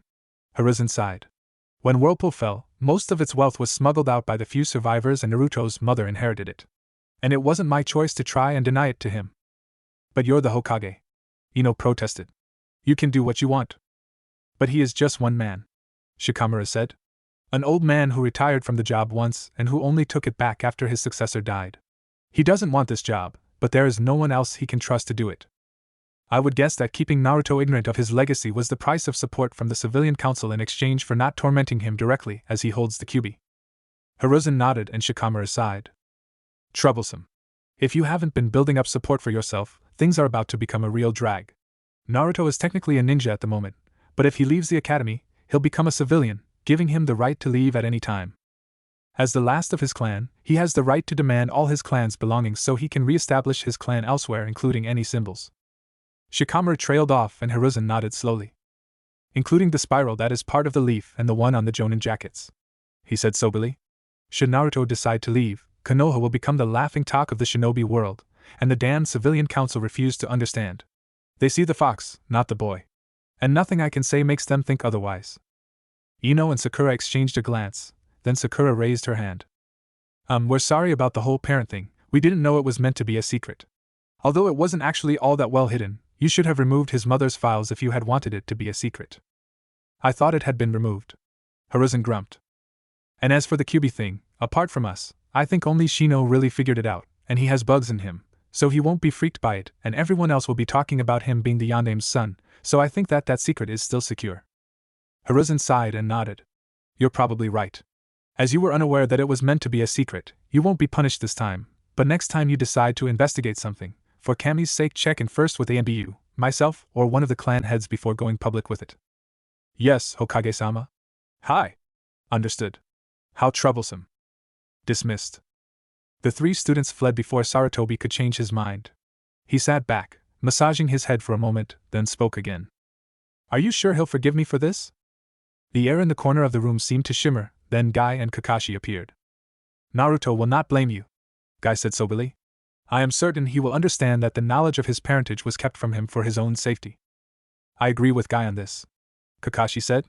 Yes, I know. Rare. But he's right. Naruto will understand, but you need to speak to him about it. And not here. He'll need to be somewhere familiar and reassuring. Guy and Kakashi exchanged a glance, then Guy nodded. Hokage-sama, will you be available to visit for tea? I shall, Hiruzen said slowly. And afterwards, given how many secrets have spilled, I think I shall take Naruto to his father's mansion. Kakashi, will you come as well? It'll be good to see it again. Kakashi said with a smile. I'll show him where the jutsu vault is.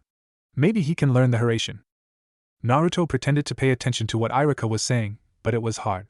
His mind kept leaping back to 3 months prior when the Hokage had confirmed his heritage. Explained how he had ended up with the kyuubi sealed inside him, as if he didn't already know from his discussions with the Biju in question, and had taken Naruto to see his family home, and claimed the jutsu scrolls stored there. That was when things had started to go horribly wrong. The first sign was when, instead of reacting correctly to Naruto's blood and dispelling, the seal on the main gate had shattered, causing the gate to crack. Kakashi had gone pale at that and, at Naruto's query, explained that the seal had been tampered with. Someone had broken into the mansion. The mansion itself had been hidden by some trees, which may have explained why no one had seen it burn down. Under Kakashi's direction, Naruto had unearthed the entrance to the jutsu vault and found that the seal to the vault had been broken as well. Hiruzen had gone white upon discovering that. Inside the vault, however, it became obvious that the last of the security seals had done their job. The scrolls that had been stored there had been reduced to piles of ash, the only recognizable parts being the metal end caps. The end caps of the scrolls containing the Rasengan and Hiraishin had been identified by Kakashi, so whoever had managed to break through had not been able to actually secure any of the jutsu. Hiruzen's guess was that the thief, whoever he or she was, had burned down the mansion after realizing that the jutsu of the yondaime had, quite literally, gone up in smoke. However, the main problem was that with the mansion and its contents destroyed, Naruto was unable to access the Namikaze/Uzumaki wealth, even with the Hokage's backing. Whoever the thief was, he or she had destroyed Naruto's inheritance. And since Jiraiya of the Sannin had, at Hiruzen's request, placed Naruto's birth certificate and other documents in the house since he was one of the few the seal was set to recognize, the paperwork proving Naruto's lineage was gone. And the civilian council had pounced on that opportunity, officially denying that he was the yondaime's son, quoting the total lack of paperwork in his favor, a move supported by none of the clan heads, but by the 3 advisors, overruling Hiruzen. For some reason, Hinata had been incredibly upset over the council's decision to officially disinherit him. Naruto himself had been almost incandescent with rage, as was the kyuubi. However, it had been Hinata who had talked him out of going directly after the council. She had proven herself a true friend and valued comrade. If only she could stop turning red. Naruto was getting worried about what could be wrong with her to cause such a thing. No one ever discovered who painted whiskers on the yondaime's face, thus showing the resemblance between Naruto and Minato. At the time it was done, Naruto was facing the council, trying to argue his case. Naruto had, however, been the one to single-handedly, literally, demolish the new plaque celebrating the most recent, and not so recent, members of the civilian council. He had been let off by the Hokage with a verbal warning. As much as try not to get caught next time could be considered a warning, anyway. After that incident, Naruto stopped trying at the academy, often skipping class for a week at a time and taking out his frustrations on the wildlife in the Forest of Death. In a bizarre coincidence, the counselors who had voted to deny Naruto his heritage had discovered that almost none of the village's ninja would take missions for them anymore, and the missions that were taken invariably ended up failing in a very expensive way, usually one that was humiliating to the counselor or their family. Already, several counselors had resigned and fled Konoha with their families. The message to the other counselors from the ninja was clear. Mess with one of ours, and you will live to regret it. Unfortunately, since the council's decision had been countersigned by the daimyo, Hiruzen couldn't reverse it even after the counselors had fled. On the plus side, Naruto had gained a few pets and was trying to train them. The Inuzuka had their Niken, Naruto was trying to train the giant white tigers. Much to his shock, they had learned from him how to tree walk and water walk. He hadn't actually been trying to teach them that at the time and was now somewhat leery of using jutsu around them just in case they managed to copy it. They were definitely far more intelligent than anyone had given them credit for. Plus, they were so much fun to wrestle with. While he still had to hold back, he could work up a sweat against them. And that wraps up this lesson, Iruka said, glancing at Shikamaru, who was half asleep on his desk, and Naruto, who was glaring out of the window. The test is on Monday, so all of you are reminded to show up on time. Naruto snorted and Iruka sighed. All except Naruto, who is being taken on as an apprentice and as such will be given a conditional pass anyway, he said resignedly. Sensei, did the exam requirements change since last year? Sakura asked, giving Naruto a slightly scared look. She still remembered the time that she had mentioned the council's decision about Naruto's family status as relayed to her by her mother, and Naruto had proceeded to smash a boulder into gravel with repeated punches, threatening to do the same to her and her mother should Sakura ever bring up that subject again. Sakura had believed him, and had warned her mother that it would be unwise to make any other move against Naruto, and that she would rather not be on the same team as him. There has been no change since last year, Iruka confirmed, giving Naruto a concerned glance. Naruto shrugged. The civilian council don't want to let me become a ninja, he said harshly. They've already stolen my family and my money, they want to steal my dreams as well.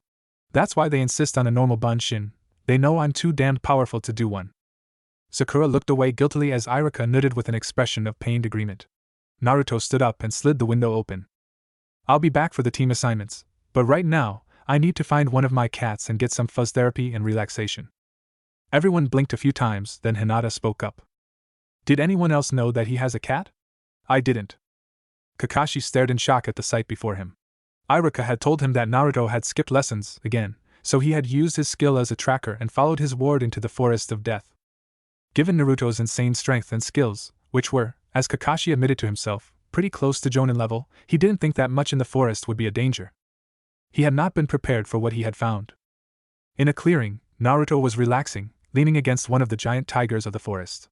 That in itself would have been enough to stop most ninja in their tracks, but there were over a dozen adult tigers surrounding Naruto and his purring backrest and several kittens, for lack of a better term. And Naruto had one of the kittens in his lap, purring happily as he stroked it, as the mother watched placidly. As if that wasn't enough, one of the tigers that was moving round had walked across the stream. Not through it, across it. The damn things knew how to use chakra. And Naruto was petting one of them. No, two of them now. Kakashi idly wondered if he would survive the test that he had been planning to give Naruto and the other two on the team he was being assigned. All right, class, when I call your name, come through for the final part of the test. Iruka said. Abirame Shino, you're first. The bud user rose from his seat and followed Iruka into the testing room. The others watched him go, then Sakura spoke up. I am not sure I should try to pass. I might end up on Naruto's team, and after what my mother did to him I'm not sure I'd survive. Kiba snorted. I wouldn't worry so much. He holds grudges, but only against those who actually set out to hurt him. You're safe. Your mom, not so much. Sakura winced and Hinata glared at Kiba. Stop worrying her like that. Sakura, just ignore him and stop worrying. And Naruto isn't here today, so just do your best. Akamichi Choji? The large boy swallowed as he left the room, passing Shino who was wearing a Hittite. You passed, well done Shino, Hinata said. Shino inclined his head in acknowledgement, then moved to the corner of the room. Are you bloody nuts? Kakashi half-yelled, glaring at Hamura. You know the rules, I can only have one apprentice, and I already have one. I can't have the Uchiha assigned to me as my apprentice. The council has decided otherwise, Hamura said, trying not to sweat under the killing intent that Kakashi was leaking despite his self-control. As the only other Sharingan wielder in Konoha, you are vital to the development of the Uchiha, and the eventual re-establishment of his clan. Therefore, Uchiha Sasuke is your new apprentice, irrespective of him passing the second Genin test. And Naruto? Kakashi ground out through clenched teeth. As he did not show up at the test last week, he has been marked as having failed. Furthermore, his absence and previous failure means that he will not be allowed to retake his test. Kakashi closed his eyes as he concentrated on not cutting the throat of the elder in front of him. His muscles tensed for a few minutes, then he opened his eye again. You have just made a big mistake, he said quietly. Deny him the right to be a ninja and he will have no reason to stay. If he leaves, he will be charged with treason. Hamura half-whispered and Kakashi laughed sarcastically. You declared that he has failed, that makes him a civilian and thus he can leave whenever he wishes. The council declared him to be clanless, so you cannot use the clan laws to keep him here. And should you try to use force to restrain him, I have seen him at full strength. Even Madogai is not willing to go against him when he gets angry, and what you have just done I have taught him. He is at least upper Chunin level, possibly Jonin, and that's before he gets experience. Hamura stared at him, going white as Kakashi continued. You have 2 days before Naruto is meant to meet me for his first official Genin meeting. 2 days before I have no choice but to tell him that the council has screwed him over again. Oh, did I mention that I recently taught him the Rasengan? At the time, he was still his father's son, and thus it was his heritage. Or that he can create over 1,000 Kage Bunshin? I leave you to combine those two facts. Oh, one more thing you might find interesting. You know those giant tigers in the Forest of Death? Seems he's tamed them to his will, and they can use chakra. Puts the Inuzuka in the shade, doesn't it? I wonder which village will want him and his pets to start a new clan for them. Kumo perhaps? Kakashi stormed out of the room, leaving a shocked elder who was frantically trying to come up with a way of staving off the destruction that was looming. Danzo, what the hell did you think you were doing? This plan you came up with to claim him as a weapon for Konoha, you've doomed us all. You're shitting me, right? Not at all. Hiruzen smiled. The council pushed for and signed off on your promotion to full Jonin 10 minutes ago. Enko stared at the old man in near shock.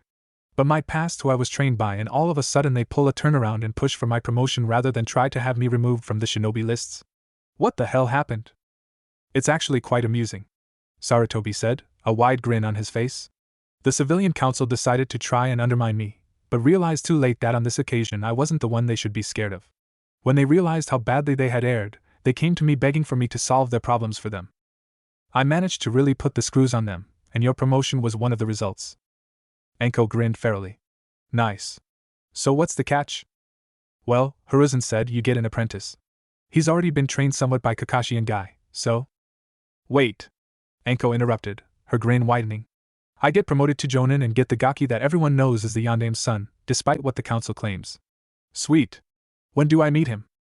Old man. Tell me why I shouldn't rip the bloody council to shreds. Enko spun round and stared in shock. The reason for her surprise was not that Naruto had slammed through the doors, but that a pair of giant white tigers were behind him, rumbling with displeasure. Enko, meet Naruto, your apprentice in assassination and sabotage. Naruto, this is Jonin Mitarashi Enko, your new sensei. Naruto froze, then looked at Enko, a grin forming on his face. Assassination? Sabotage? Cool. Thanks, Gigi. Oh, while I'm here, can I ask for a favor? It's about my name. So, Gaki, tell me about yourself and your pets? Naruto grinned down at Enko from his perch on the back of one of the tigers as they moved away from the Hokage Tower down the rapidly emptying road. My name's Naruto. I was Uzumaki Naruto, then Namikaze Uzumaki Naruto, but now I'm Kagetora Naruto, first of my clan and friend of the tigers. I'm the Jinchuriki of the Kyuubi no Kitsune and have a Kekai Genkai that gives me totally awesome strength and speed. I train with Team 9, know almost 100 jutsu and can use 3 taijutsu styles. My genjutsu skills suck, but Kurenai-sensei taught me a way to disrupt genjutsu. I use shuriken and kunai and can throw them through rocks and boulders. I don't have a close-in weapon, but I haven't needed one yet. I'm studying up on seals and can already do storage seals and explosive tags, which I sell to Tenten's dad. I live in an old bunker, Kakashi-sensei and Guy-sensei live there too. Gigi said he meant it to be temporary until I got my dad's house, but it burned down before I could, then the council fucked things up so he made it so the bunker's in my name. Enko nodded. I heard Guy talking about that bunker. You really let him train his team there? Naruto shrugged. Sure. I helped Guy set up 2 of the barracks as guest areas for overnight guests, and his team occasionally crashes there after one of his long training days. Do you have any spare rooms? Enko asked, and Naruto nodded. Yep. 3 observation rooms, 2 barracks, a half-dozen storage rooms, even a cavern with a lake. Why? Enko shrugged. My landlord doesn't like me and he's hiked my rent again. I was thinking. Sure, Naruto said. Just let me handle the introductions, the tigers don't like it when people they don't know come. Enko halted in her tracks. Wait. The tigers live with you? I thought they lived in training area 44? Yep, but they were losing too many cubs to the spiders. And those spiders are nasty, Naruto said. They asked if I had a place they could be in since the bunker's in a wooded area. I said yes. Gigi's let me have all the woods around the bunker, and it's really near the gate so the tigers can go out to hunt whenever they want. How many tigers? Enko asked in a faint voice. Naruto frowned. I think about 150. More if you include the cubs. Is it important? Enko's eyes lit up. Important? You have 150 furry killing machines as your pets and you think it isn't important? That's one of the coolest things I've ever come across. This is amazing. Does the Hokage know about the tigers? Naruto shrugged again. I think so. I asked if I could keep some cats, he said yes. Enko smirked. Kid, this is the beginning of a beautiful friendship. Wait, the cats asked? And in addition to Emo Duckbutt and Pink Banshee, I got this ink-using pale kid who keeps going on about male genitalia, of all things. Kakashi groused to a grinning Guy as Naruto and Enko entered the main hall. I'm telling you, I'd have handed my Hitai back to the Hokage had he not told me that he's managed to get Naruto enlisted as the apprentice and sole genin of another Jonin. Naruto, you're back. Enko? What are you doing here? I'm Gaki's teacher. Enko grinned. Jonin Mitarashi Enko he, I'll never get tired of saying that, and my apprentice Kagetora Naruto. Hey Gaki, introduce me to these kitties of yours so that I don't have to turn them into rugs for attacking me. Sure thing. Guys, this is my new teacher, Enko. Gigi found her, and she's gonna teach me loads. If you watch, you can learn too. Enko glanced around, then something made her look up. Her eyes widened as she saw a dozen giant tigers looking down at her from the ceiling. Naruto followed her gaze. I wouldn't worry, they won't fall on you. They're just practicing. They can use chakra? Welcome to Higarashi's Weapons Naruto. Hi, Tenten. Naruto called. Anko-sensei, this is Tenten, she's one of Gai-sensei's students. Tenchan, this is Mitarashi Anko, my Jonin-sensei. Anko nodded, then looked round. This will take a while. What will? Anko wants me to have a close-range weapon. Naruto said. I want a naginata. No. Tenten said firmly. A naginata won't work for you, you'd probably snap it in the middle of battle. Anko laughed as Naruto sulked. You've probably got a better chance of finding something for Gaki here, so I'll leave you two to it. I hear Dango calling me. Gaki, find me after you've got a weapon that works for you. Tenten and Naruto watched her leave, then swapped glances. Let me get my dad in, then we go to the storehouse and see what might work. Naruto gazed round at the vast collection with a sense of mounting awe. Looking round, he moved towards a rack of swords, only for Tenten to grab him by the shoulder. No. But I want a sword. Swords are cool. No. Tenten said firmly. A sword wouldn't work for you, you're too strong for a sword, you'd break them. Any sword strong enough to withstand being used by you would have to be custom-made and very heavy, and I need to talk to Anko. Let's go. Naruto couldn't understand how, despite his awesome strength, Tenten was able to tow him out of the shop without any apparent effort. Welcome back. Come in. It's ready. Sorry it took so long to make. Naruto almost bounced through the door, Anko following at a slower pace as she finished her dango. This way. Dad made it specially, he used Thunderbolt Iron to make it for extra strength and chakra metal so that you could use your elemental wind chakra. It's perfect for you. Did the payment cover it all?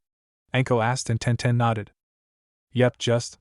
Anyway, it's through here, we made a sheath for it with a reinforced strap but you'll have to practice drawing it. What do you think? Anko stared in shock at the weapon in front of her. It was metal, it had a handle, but it was. What is that? Tenten grinned at Anko's shocked question. This is the strongest sword in the world. The handle is reinforced with ninja wire along it for grip and to stop it breaking in combat. The blade is thicker than a normal sword with a modified wedge cross-section and a reinforced tip, allowing you to hit harder with it, and if you place it against something and hit the back, it'll allow you to break through almost anything. The blade isn't very sharp under normal circumstances, but if you channel wind chakra through, the result is an edge that can cut anything except another chakra blade. Anko reached down and grabbed the handle. Channeling chakra to her muscles, she tried to lift it. Damn, it's heavy. I can barely move it. Tenten nodded and waved for Naruto to try. He grabbed it and lifted it one-handed, causing Anko's eyes to widen in shock. This is really cool. Can I try it out? There's a practice yard out the back. Naruto bounced out into the yard, the weight of the sword not slowing him down in the slightest, and Anko scrambled after him, hearing Tenten laughing behind her. She got through the door just in time to see Naruto raise the sword almost lazily above a giant boulder, then bring it down almost gently. The boulder shattered. Wow! Anko whispered as Naruto examined the blade. Not a single chip, I like it.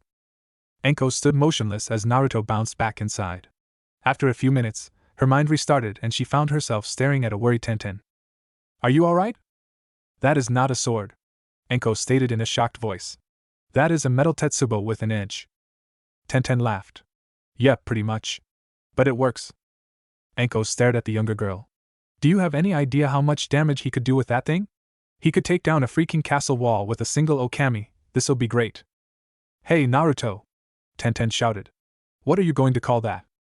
The kitsune's claw? Yep. Naruto said between mouthfuls of ramen. My dagger's called the kitsune's fang, and my sword is bigger, so kitsune's claw. I like it. Kyuubi said, and if you want, I can push some yukai into it to make it even stronger. Maybe even give it a special ability or two. At the very least, an internal summoning seal so you can call it into your hand without having to worry about unsheathing it. Really? Thanks. Naruto replied silently.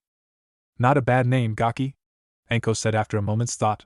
And to anyone from Konoha, at least, it's a very scary name. Can't wait to use it on a mission. Naruto smirked. A proper mission, not another D-rank. Hey, don't diss the D-ranks. Anko smirked. I thought you loved them. Snatching Tora before the other teams could grab her, ambushing them on their grocery shopping, switching out the paint and seeing how long it takes for them to notice the fence is the wrong color, all good practice for when we hit the field. At least you got permission from the other Jonin senseis first. Naruto laughed. I still remember Niji's face when he realized that he was pulling a stuffed toy along instead of the dog he'd started out with. So much for the all-seeing Byakugan. Anko chuckled. How you pulled off the trick the second time, I still don't know. His scream when he saw one of your tigers with the leash going into its mouth. Who knew he could sound so girly? Kaze found it very amusing. Naruto snickered. So did I. And Guy-sensei. It is fated that you shall not succeed in doing that again. Eek. Anko quoted with a laugh. From behind them, Kaze gave a rumbling purr and Anko reached back and quickly scratched him between his ears. Still amazes me how you understand them so well, Anko admitted with a smirk. It's like watching an Inuzuka pair, only they're bigger. I can't help thinking I'd look even more awesome in samurai armor when riding one of them, Naruto admitted. Probably just my imagination. I mean, plate armor wouldn't last long on me, but damn, it would look cool. Anko nodded as she shared his mental image, then she turned to look at her student. Gaki, you've been doing great so far. Your taijutsu is excellent, your ninjutsu way more advanced than it should be. Heck, you're pretty much at special jonin level as is, and we haven't even had an out-of-village mission yet. My eternal friend and rival. I have returned from my most youthful mission and am overjoyed to see you. Naruto spun round, his face lighting up as he searched for the source of the familiar voice. Lee-senpai. Your flames of youth bring light to Konoha now you've returned. Anko froze in shock. This was a side to Naruto that she had never seen before, yet something told her that it was as genuine as the side she had seen up until now. I heard about the most unyouthful decision of the council, denying Kakashi-sensei the right to take you as an apprentice, but I see you have a Hittite, so you can still show your youthful passions in becoming a ninja. May I ask who your sensei is? And where are your teammates? I am the sole genin assigned as apprentice to the most youthful yet very scary jonin Mitarashi Anko, who is seated just here, Naruto said. Anko gave a slight wave, her gaze transfixed on Lee's eyebrows. Lee grinned at her, his teeth sparkling. I am heading out to train, my flames of youth are reaching previously unimagined heights, Lee proclaimed. I am very glad that you have become a true ninja, as I always believed you would be. Thanks, Lee-senpai. Naruto and Ai-chan. Lee-senpai. Naruto and Ai-chan. Lee-senpai. To Anko's horror, her student and guys embraced. To the background of crashing waves as the sun set behind their display of youthfulness. For almost a minute, Anko remained frozen in shock, then she twitched a few times before exhaling sharply. Ensai? Anko-sensei, are you alright? Anko took several deep breaths. How did you two do that? That was the unbreakable sunset genjutsu. Only Guy can do that. Naruto scratched the back of his head, looking embarrassed. Lee and Guy perform it so often that Lee knows what it feels like, but can't do it on his own because of his chakra problem. So when we do it, I kind of push my chakra through his chakra coils and he shapes it into the sunset genjutsu. The first time we used it on Guy, he was weeping with joy for an hour over how we had proven we were capable of mastering our youthful flames, or something like that. Anko stared at her student in shock. What he and Lee had done was impossible. By any rational type of logic, it just could not be done that way. But it had. I think that I need to talk to Guy, Anko muttered. She could feel a headache coming on.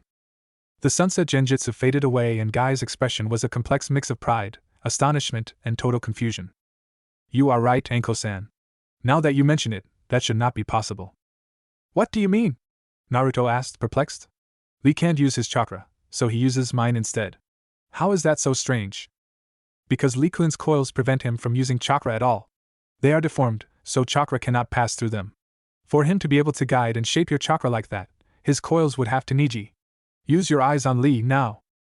Niji backed away from his sparring with Tenten and jogged over. Standing by Guy, he activated his Byakugan and gasped in shock. What do you see? Lee's coils. They're not as twisted as they were. He's got chakra flowing. How much chakra? Anko demanded and Niji shook his head in disbelief. At the moment, about as much as an academy student, he said slowly. But his coils, they look as if they are becoming less tangled? I don't understand. How is this possible? Anko and Guy looked at each other and then, in perfect unison, turned to look at Naruto, who grinned nervously. Give me a moment to think, he said. Kyuubi-san, are you there? And where else would I be, Kit? Kyuubi responded sarcastically. Before you ask, I have a theory. Your chakra is tinged with my yukai, even after filtering through the seal. Yukai normally has a bad effect on chakra coils, weakening them, so since Lee was born with overly rigid tenketsu, thus preventing the flow of chakra through them.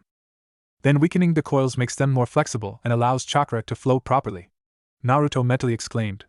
Kyuubi-sama, you are a genius! One tries. Naruto reopened his eyes and looked round. I think it's to do with my special chakra. If I remember correctly, Lee's tenketsu were too rigid, my chakra probably loosened them a bit. I guess this means Lee and I need to stop doing that genjutsu. We don't want to risk ruining his newfound chakra abilities. Lee hugged Naruto as hard as he could, then released him and held him at arm's length. Naruto-kun, your flames of youthfulness have given me the chance to raise my youthfulness to a new level. Thank you? Thank you?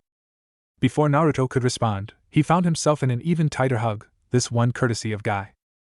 Naruto-kun, you have reignited my student's potential, bringing his flames of youth to a veritable conflagration.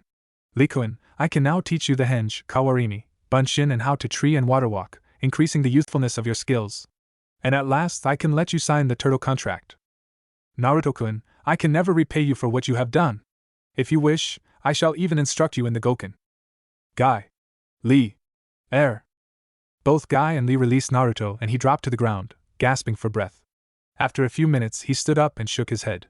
Guy-sensei, the Goken is your style, yours and Lee's. I would not take that away from you.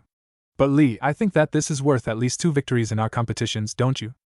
Yash, I can learn at least 6 new techniques all because of you, so I concede 6 victories, meaning that you are at 794 wins to my 790. Rest assured I shall catch up. Naruto grinned widely. I look forwards to your next challenge, Lee-senpai. Yo, Gaki! Anko shouted. Get your shit together and get ready, we have a mission! A cry of really? Echoed and Naruto leaped out of the lower stairwell, a wide grin on his face. A mission, really? Yep. Anko said, opening the cupboard that she had placed by the main door and pulling out her pre-packed mission pack. Kakashi wants your help, seems the C rank he and his team took is actually an A rank. Bring your sword. Naruto held out both hands and Anko's eyes widened as his dagger appeared in his left hand and his sword appeared in his right. Naruto placed the dagger along his left thigh and his sword to his back, both of the blades adhering without any visible sign of support. That's a good trick, Gaki, Anko said slowly. Okay, we're heading for wave. Any last-minute thoughts before we go? Naruto grinned, then unleashed a high-pitched whistle. Anko grinned widely. Oh, Gaki, she said almost reverently. If only we'd met sooner. Copycat Kakashi, the man who knows 1,000 jutsu. The masked figure standing on the embedded sword stated. Kakashi glared up at his newest adversary. Momochi Zabuza, demon of the bloody mist and master of the silent killing technique. He responded. I assume that you are here for a reason? I'm here to kill that old man, Tizuna. Zabuza stated. You may be able to slow me down, but those 3 brats of yours are good as dead already. Kakashi frowned and slowly pulled out his kunai as Zabuza leapt off his perch and pulled the sword out of the tree. A moment later, a thick mist rose, cutting every uni vision to less than arm's length, and Zabuza's voice echoed menacingly. 8 choices. Liver, lungs, spine, clavicle vein, jugular vein, brain, kidneys, heart. Which one should I go after? Sakura gulped nervously, trying to see through the fog. Sasuke wiped the sweat off his forehead and Sai unsheathed his tanto. Where is he? Sakura whispered. I wouldn't worry about him, Anko said, causing both Sasuke and Sakura to scream with shock while Sai inhaled sharply. Anko-san? Where the hell did you come from? Sakura gasped, hands pressed to her chest as she tried to stop hyperventilating. Just got here. Anko smirked, finishing off her dango and hurling the stick into the mist. A second later, there was a faint ting as it bounced off something metal. Came with some serious reinforcements. Yo, Kaze, time to live up to your name. There was a breathless silence and Anko clasped her hands over her ears, nodding for them to do the same. An instant later, the air seemed to tremble, then a massive roar sounded, the blast of air accompanying it blasting the mist away as a harsh clang announced that 2 swords had met. Zabuza stared in shock at the young blonde who had effortlessly blocked his killing stroke. Naruto, Kakashi said in a relieved voice as he lowered his Hitai back over his Sharingan. You'll want to be careful, Zabuza is a Kenjutsu master. Like Genma-san. I got it, Kakashi-sensei. Naruto grinned. Okay, browless, let's dance. Zabuza tried to push Naruto's sword away, but his answer was a sudden thrust that launched him backwards. Kakashi ambled back to his team as Naruto and Zabuza slashed at each other. Shouldn't you be doing something to help him? Kakashi asked curiously. Anko shook her head. Nah, Gaki learns best by doing. Going up against Zabuza, that's like a week's intensive Kenjutsu training in less than an hour. Besides, he's got his clones watching from all around, like that squirrel there. He's learning Zabuza's style. Zabuza blurred past, chasing Naruto who slashed a pair of trees, causing them to fall inwards and forcing Zabuza to slow down as he cut his way through them. He's good at using the environment in his favor. Kakashi noted. How did you get here so fast? His cats gave us a lift. Anko said almost absently as she pulled out another stick of dango. Kaze got rid of the mist, and they're waiting over there. Naruto charged by, slashing at a frantically evading Zabuza. That Kekai Genkai of his never ceases to amaze me, Kakashi noted. His stamina is unreal. Hey, Zabuza! Naruto doesn't tire easily. He can fight for a full day before slowing. I didn't need to know that. Zabuza roared back as Naruto's attack sent him skidding across the surface of the lake. How the hell is this brat so strong? Whoa! Blood limit. Super strength. Anko called back. So, Kakashi, these your brats you were complaining about? Amo Duckbutt, Pink Banshee and Inky Idiot? Uchiha Sasuke, Harino Sakura and Sai respectively, yes. Kakashi replied, ignoring the killing glares that two of his team were directing at Anko. They're my wow, nice move, Naruto-kun. Naruto-kun? Sasuke grumbled. How does that dope deserve being called kun? I don't see you defeating Zabuza. Kakashi replied and Sasuke glared at him, then gave Sakura a confused look as she remained silent rather than speaking up in his favor. Sakura was staring at Naruto with a terrified expression as Naruto managed to block every one of Zabuza's attacks. Think we should step in yet? Anko asked and Kakashi shook his head. Not unless Zabuza tries anything other than Kenjutsu, he said. You said it yourself, this fight is a real learning experience for Naruto. I hope you three are paying attention. Kakashi ducked as Zabuza was sent flying overhead, smashing through a tree. Naruto punched the falling tree out of the way and quickly blocked Zabuza's attack as he flew through the air in a prodigious leap, but Zabuza swung his sword and hurled him through another tree. Zabuza paused, breathing deeply and looking at Naruto with a confused expression. That is not a normal sword, kid, he said slowly. Twice I've knocked it out of your hands, and each time you summoned it back. How? Kakashi glanced at Anko, who shrugged. I'm awesome that way. Naruto grinned, rising to his feet and spinning his sword one-handed before settling into the same stance that Zabuza had used at the start of the fight. You have one hell of a healing factor too. Zabuza mused as the cut on Naruto's arm finished closing. Who are you? Kagetora Naruto, came the reply. First of my line and soon to be clan head. First of your line? Zabuza echoed. Who were your parents? Naruto snarled. Legally, I never had parents. Orphan at birth. No mother, no father. Pretty much everyone in Konoha knows who they were, but due to the damned council and the bastard who raided a certain house, I am legally clanless. Sakura gulped and moved behind Sasuke. Tough break, kid, Zabuza said, lowering his sword slightly. Once all this is over, how about I take you on as an apprentice? Your style stinks, but your reflexes are amazing. Naruto grinned. Sorry, but me and my senseis have other plans. Care to surrender now? Or will you try your luck against a supercharged genin and a pair of jonin? Before Zabuza could answer, a pair of senbon seemed to sprout from his neck, causing him to collapse bonelessly. A masked figure dropped down beside him. I thank you for distracting him long enough for me to get into position, the figure said. Now, I must dispose of the body. The figure vanished along with Zabuza's corpse and Kakashi turned back towards his team before he noted Naruto sniffing suspiciously at the spot where Zabuza had collapsed. What is that dope doing? Sasuke half-asked, half-sneered. Sakura stifled a scream as a giant white and black shape seemed to materialize out of the woods and join the blonde. The boy and the cat continued sniffing at the area for a few more seconds, then the Naruto whispered something and the cat shook its head. Sensei, Zabuza's not dead. There's no death scent. What? Kakashi half-shouted. But we saw the senbon hit, oh damn. False death state. Anko groaned, slapping herself on her forehead. How the hell did we both miss that? Kami, we'll never live that down.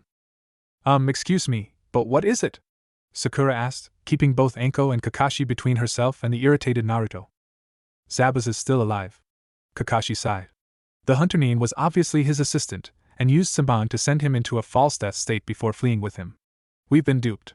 The only good point is that it'll take at least a week for him to recover, so we have some time to train you three up. Tizuna, I think we should get going. More giant tigers seemed to materialize out of the trees as Naruto leapt onto the back of the first one. Climb on, they'll carry us the rest of the way, we'll get there faster. Sasuke glared at Anko. Emo duckbutt? Naruto was impressed. Most people, upon opening their front door and seeing a half-dozen-plus giant tigers, would have screamed, slammed the doors shut and piled up the furniture while swearing in panic. Tsunami had merely blinked a few times, then inquired politely if it was possible for the tigers to remain outside since she was unsure if they were housebroken, and she didn't know if the floor was strong enough to support them.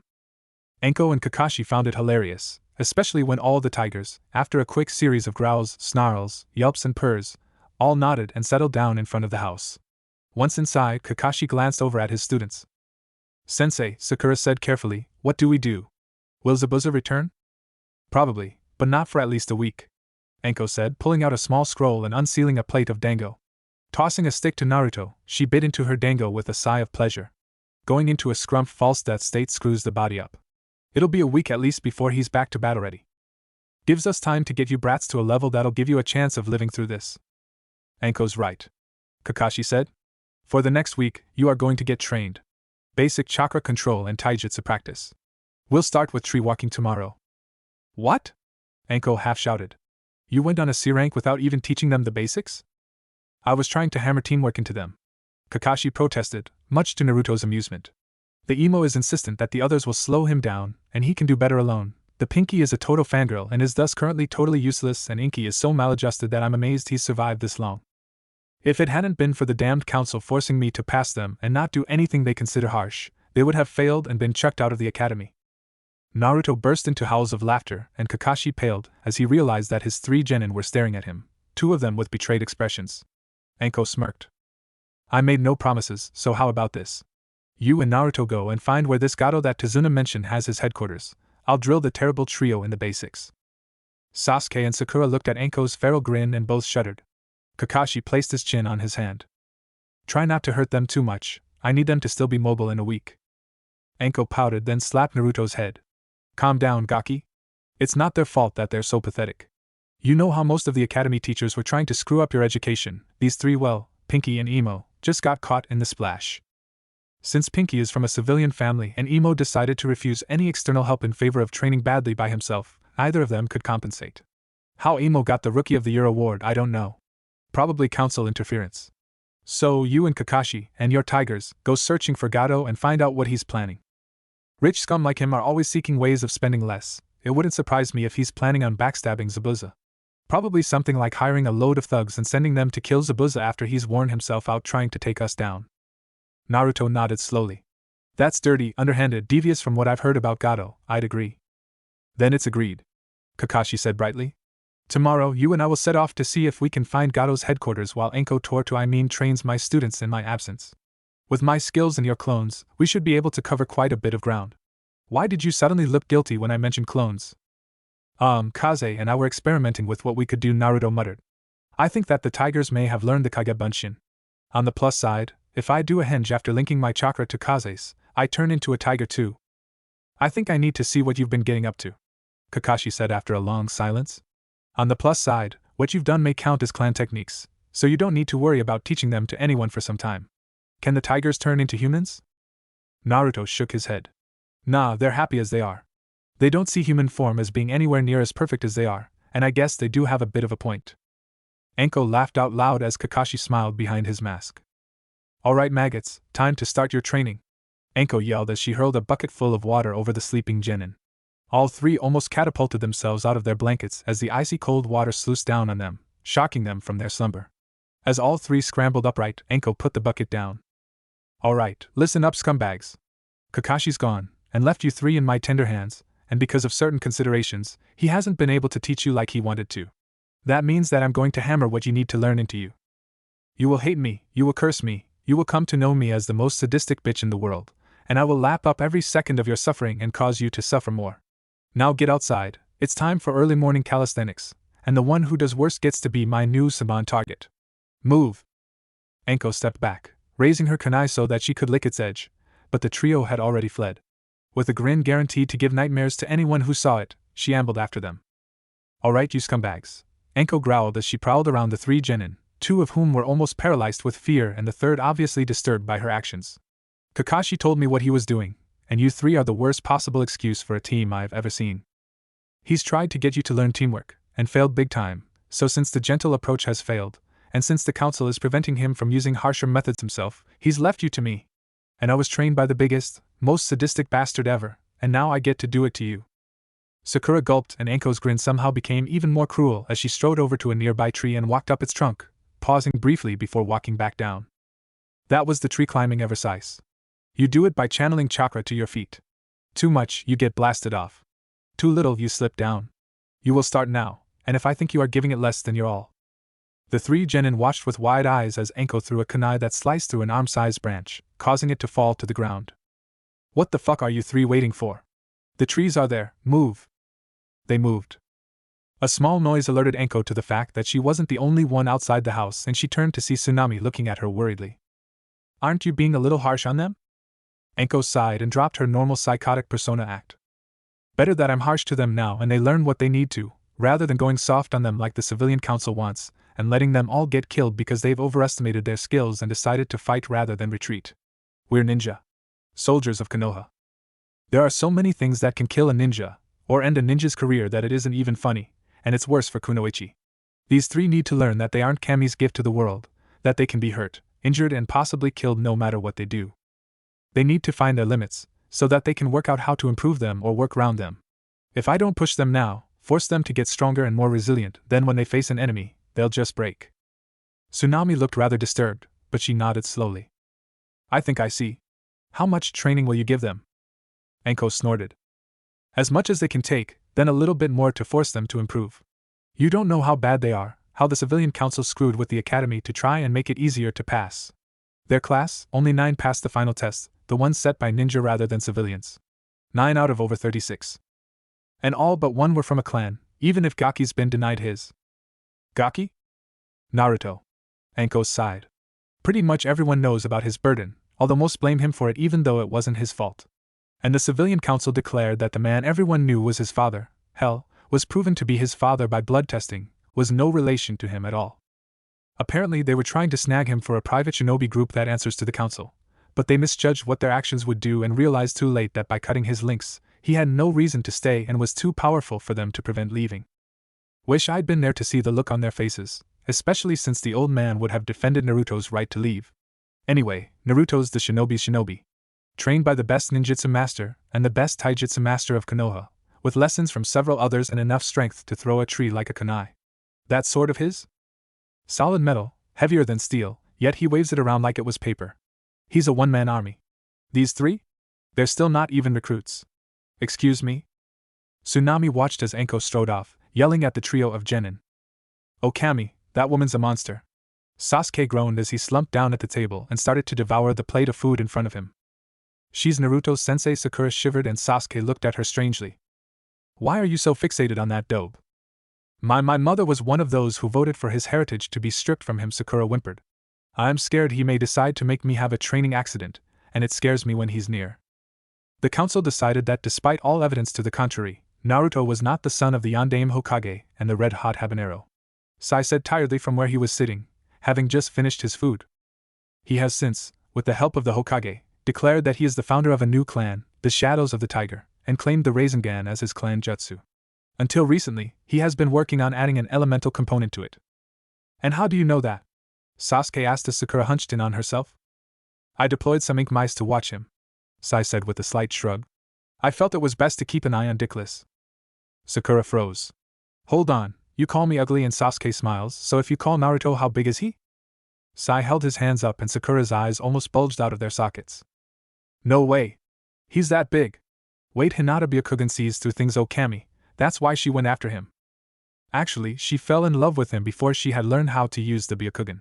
A scarily familiar voice said from behind them. I've managed to talk to her when she was watching Naruto train, and it was his refusal to quit that got her attention. I wonder if Kakashi's told the idiot about how Hinata feels about him. Those two could make a great pair. The three genin sat in shocked silence for a moment, then an evil chuckle caused them to tense. Of course, if you've got enough energy to gossip, you have enough to train. Back to the trees. Now. With a yelp of fear, Sakura catapulted herself away from the table and scrambled through the door, Sasuke and Sai behind her. Enko smirked and concentrated for a moment, producing a Kage Bunshin and sending it outside before turning to the stairs. You may as well come out, kid. I know you're there. There was a deep silence from the top of the stairs. Come on down. I won't hurt you, and I think you need to talk. For another minute nothing happened, then the figure at the top of the staircase slowly descended. Inari, right? Enko asked. We didn't really get to introduce ourselves. I'm Enko. You look like you've been through some rough times. What do you know about it? Inari grumbled and Enko laughed, earning a shocked glance. About your situation? Nothing except what your mother told me. But I know all about rough times. Sit, it's time for you to learn. Inari sullenly sat down. I know all about suffering. When I was young, I was the student of Orochimaru, one of the Sannin, the 3 strongest ninja in Konoha. I, a simple orphan, was his apprentice, learning from him jutsu and fighting styles. But I was young and naive. I didn't know just how twisted and cruel he was, but when his experiments on kidnapped orphans were discovered, experiments which were almost always lethal, he fled. And like a good little apprentice, I went with him. And that was the biggest mistake I ever made. He had no one else to experiment on, so he experimented on me.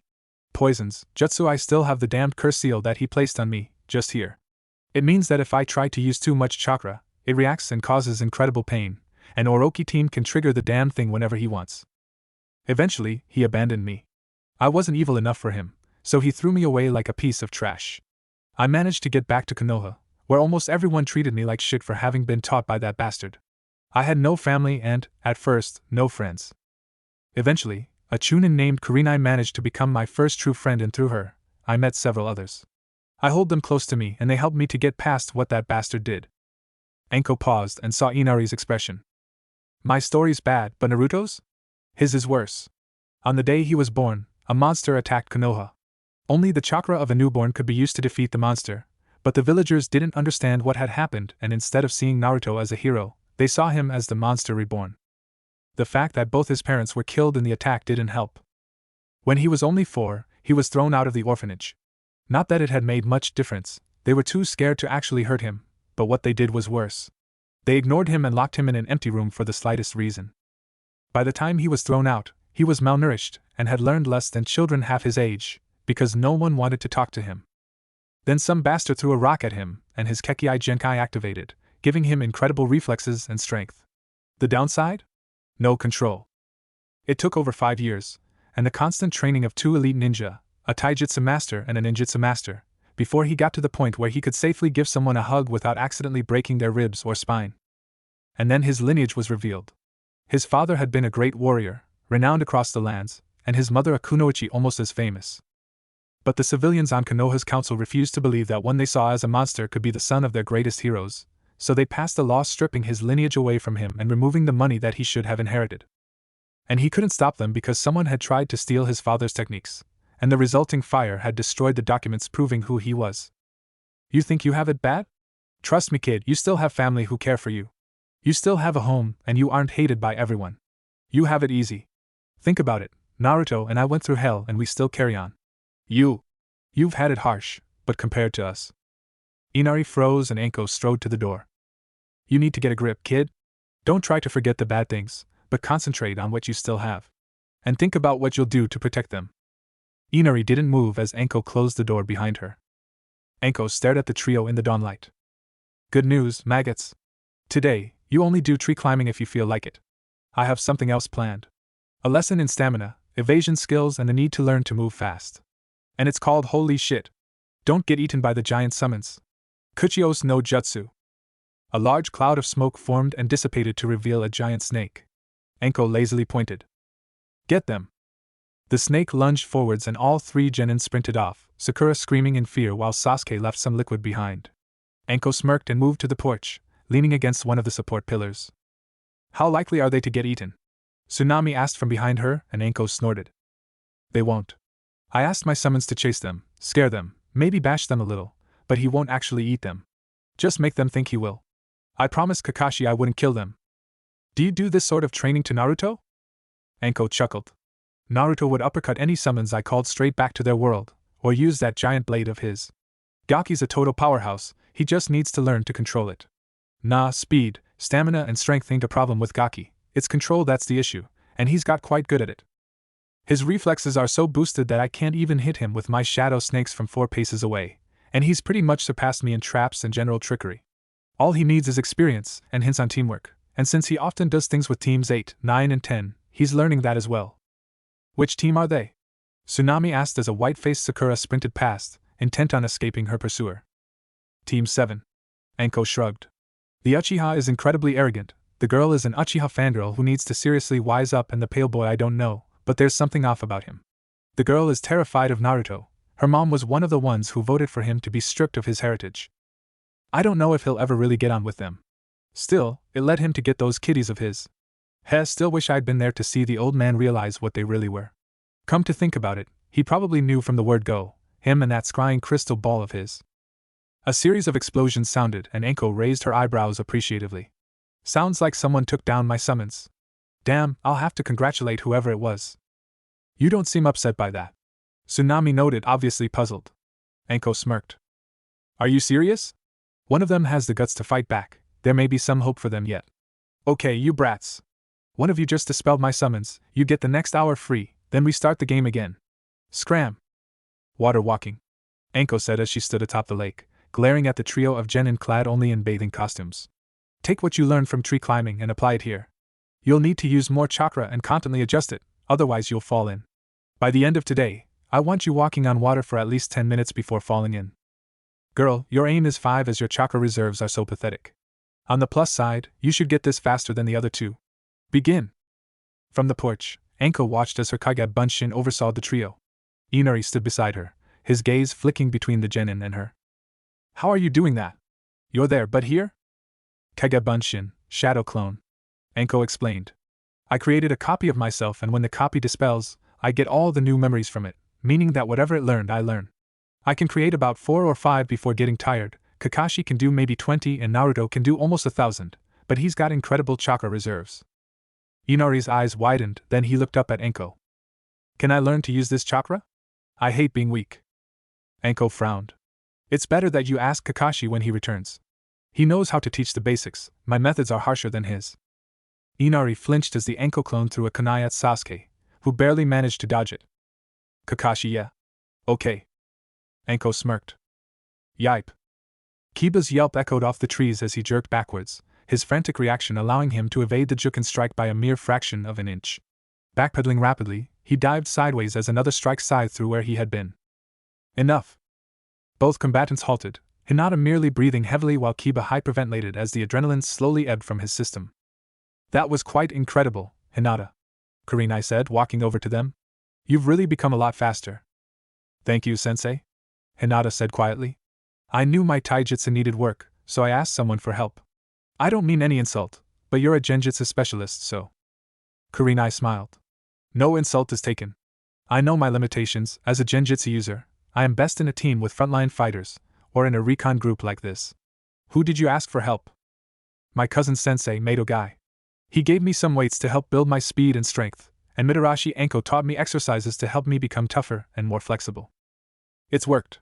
Kiba panted, managing to lever himself into a sitting position. Sensei, I think I need weights. If they can do that for Hinata, then I need to get some of that. Kurenai nodded. Well, that's all for today. We've done the missions, training and sparring. Meet back here at 10 tomorrow. Hinata, wait a moment please. Kiba nodded and gratefully accepted Shino's proffered hand. The taller genin pulled him to his feet and, pausing just long enough to scoop up the equally exhausted Akamaru, started to lead him back to his clan compound. As they left, Hinata turned to face Kurenai. Gomen, I didn't mean to suggest that you. Kurenai held up her hand to stop the apology. I am not angry with you, Hinata. Quite the opposite, in fact. You saw a weakness in yourself and took steps to correct it. And the results have been spectacular. When you started the spars, both Shino and Kiba held back so as to not beat you too badly. Now they have to go all out just to last more than a minute. No, the thing that concerns me is that I saw quite a bit of anger near the end of that spar. Is your family doing something again? Hinata shook her head, a blush coloring her cheeks, and Kurenai raised her eyebrow. That blush, you're not angry at someone, you're angry for someone, yes? Hinata's blush deepened and Kurenai bit down on a laugh. Someone you want to be close to, Perhaps someone as fast as Rock Lee? Hinata's blush seemed to glow as she ducked her head down into the collar of her jacket, and Kurenai found herself hard pushed not to burst out laughing. So how long have you had a crush on Mato Guy? Kurenai-sensei.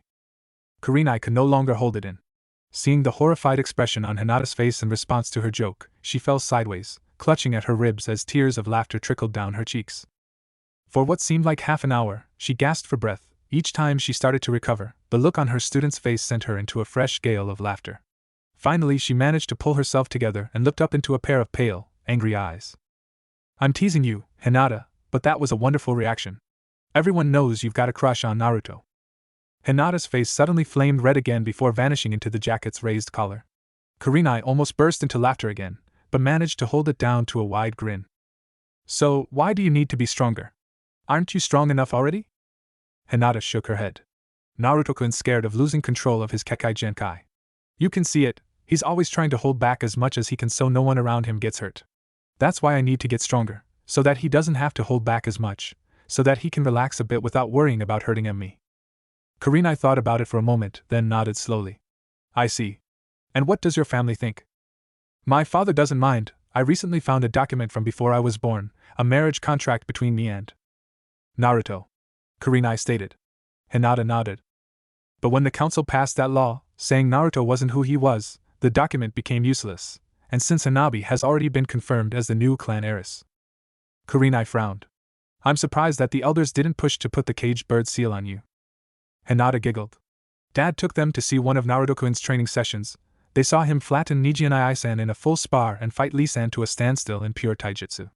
And with the tigers that Naruto-kun controls, the elders want to have me marry him to get an alliance between the Hyuga and the Kagetora clans. Kurenai's eyebrows had raised as Hinata spoke. But what about the Byakugan? Hinata sagged slightly. They have thought of that. When I do marry Naruto-kun, I'll receive the sleeping bird seal so that I don't pass my Byakugan to any children. But I don't mind, they'll inherit Naruto-kun's Kekkei Genkai. For a couple of seconds, silence seemed to reign, then Hinata obviously realized what she had just said. Kurenai lunged forwards as Hinata turned a bright red and collapsed, a small trickle of blood coming from her nose. Kurenai looked down at the unconscious girl in her arms and chuckled. Kurenai-san is my daughter. She's fine, Hayashi-sama. Kurenai replied, looking up at the approaching figure. She just trained a bit too hard, that's all. Hayashi raised an eyebrow as he saw the trickle of blood on his daughter's face. Really? I would have said that she accidentally thought about being married to Naruto-san. After all, whenever her face is that color, with the nosebleed, that is generally what and whom she was thinking about. Kurenai scooped Hinata up into her arms, only to pause as Hayashi stepped forwards and gently took Hinata from her, cradling her so that her head was against his shoulder. Kurenai-san, may I talk with you? Kurenai lifted one eyebrow slightly. Of course, Hayashi-sama. Hayashi turned and started to stroll towards the Hyuga compound, Kurenai taking position by his side. Can you please cast a genjutsu to keep this conversation private? Kurenai nodded and her hands blurred through a short sequence of seals. Done. I've slightly blurred our faces so that we can't be lip-read, and our voices will seem distant and indecipherable to any who try to get close. Thank you, Hayashi said, inclining his head slightly. I am sure you have questions for me. Like who you really are? Kurenai asked semi-humorously. I've never seen you act so gentle to Hinata before. You have a valid point, one that I am not proud of, Hayashi said slowly. At the time, I thought it was for the best. She held the position of heir, and those on the Hyuga Council who were opposed to me tried to have her branded with the caged bird's seal. I tried to make her stronger, but I realized too late that it was not working, so in order to protect her, I tried to push her away, so that the elders would not see her as a way to control me. I have already apologized to her, and explained my reasons. Hinata was kind enough to forgive me. Kurenai glanced up and saw Hayashi's eyes shimmer slightly before he blinked several times. About her and Naruto, Kurenai prompted, and Hayashi smiled slightly. Hinata has trained with Naruto several times. He sees her as a friend. I intend to talk to him, show him the marriage contract, and I feel sure that between the friendship he shares with Hinata and his desire to pay the council back for their actions, he will at least consider the possibility of matrimony. Kurenai looked at him again. And the fact that he is a genin without a team? Hayashi burst into laughter, almost causing Kurenai to lose control of the genjutsu. Once he had calmed down, he looked at Kurenai with an expression she had never seen before. Mirth. Kurenai-san, he is a team by himself. No, he is an army. He can create over 1,000 Kage Bunshin, he has over 100 great tigers backing him up, and he studies under your friend, Mitarashi Enko, as well as Mado Gai and Hatake Kakashi. Even you have taught him a bit. Would you like to rethink your stance on that one?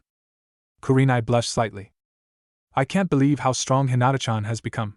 Kiba half-panted as he staggered down the street, relying on his teammate to stop him from measuring his length on the ground. I really need to get some of those weights.